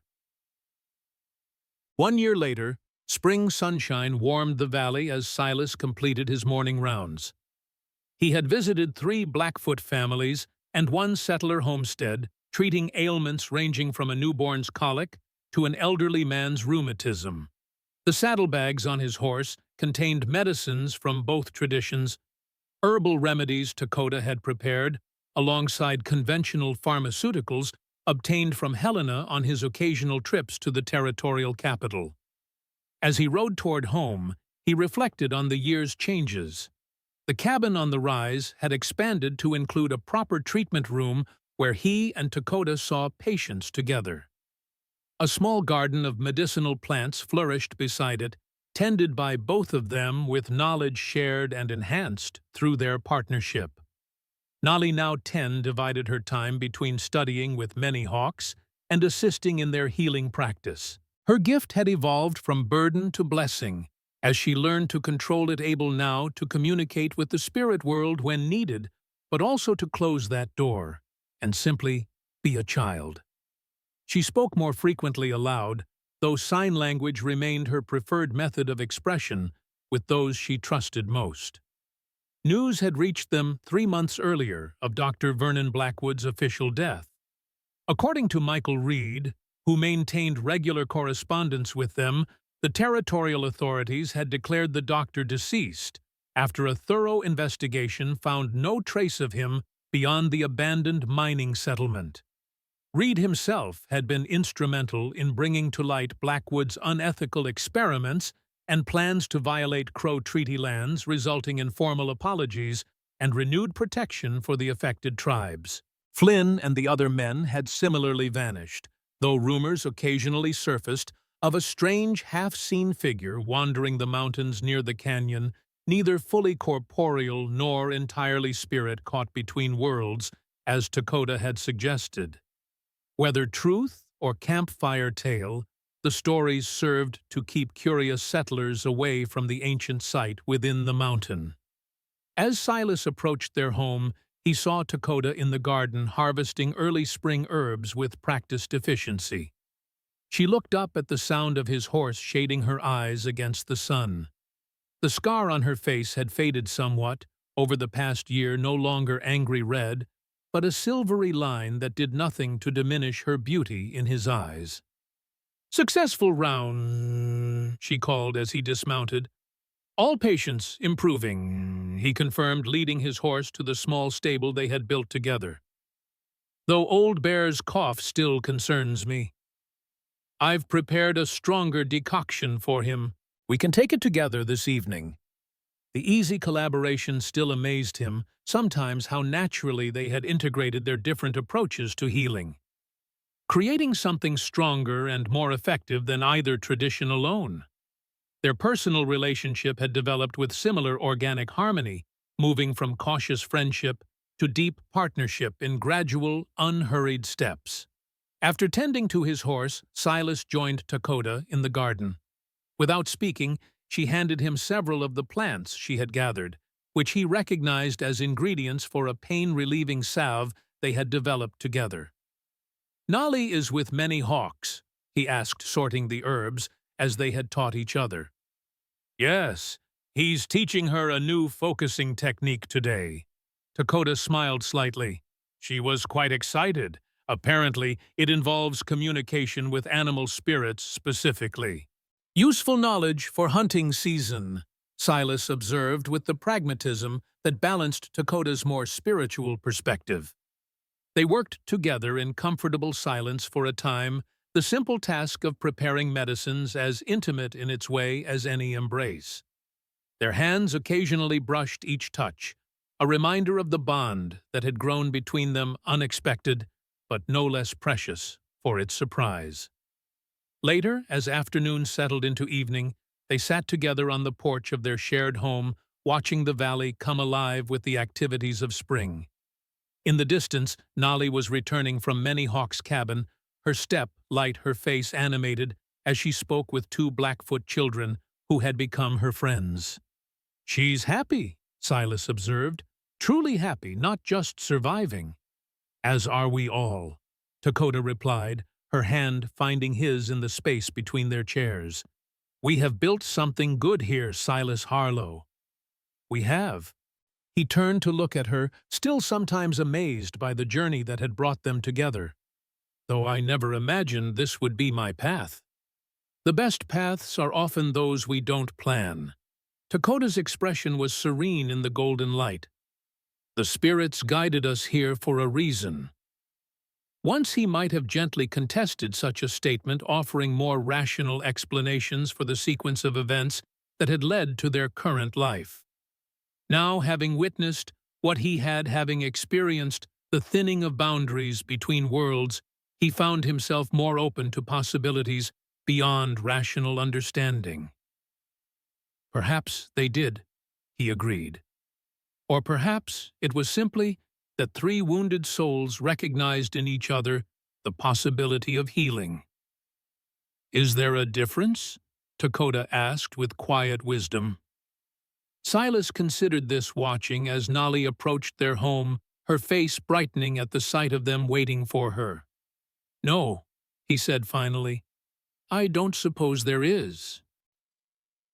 As dusk settled over the valley and the first stars appeared in the darkening sky, they welcomed Nolly home, the three of them bound by experiences that defied conventional explanation but had forged connections stronger than blood. Together, they had crossed boundaries, both physical and metaphysical, finding in the process not just safety or purpose, but family, different from what any of them had lost yet, no less real for its unconventional origins. In the gathering darkness, Silas thought he glimpsed a familiar figure at the edge of their clearing, Elizabeth watching with what seemed like approval before fading into the twilight shadows. Whether true vision or merely imagination hardly mattered. The blessing felt real, a final release from the grief that had once defined him. Life continued. The boundary between worlds held firm, yet remained permeable in the ways that mattered most, allowing memory and love to pass through, while maintaining the natural order of existence. And in the space between what was and what might be, three souls found healing in each other's presence, creating a home where none had existed before. Not an ending, but a beginning. Not a boundary crossed, but a boundary honored with the wisdom to know the difference.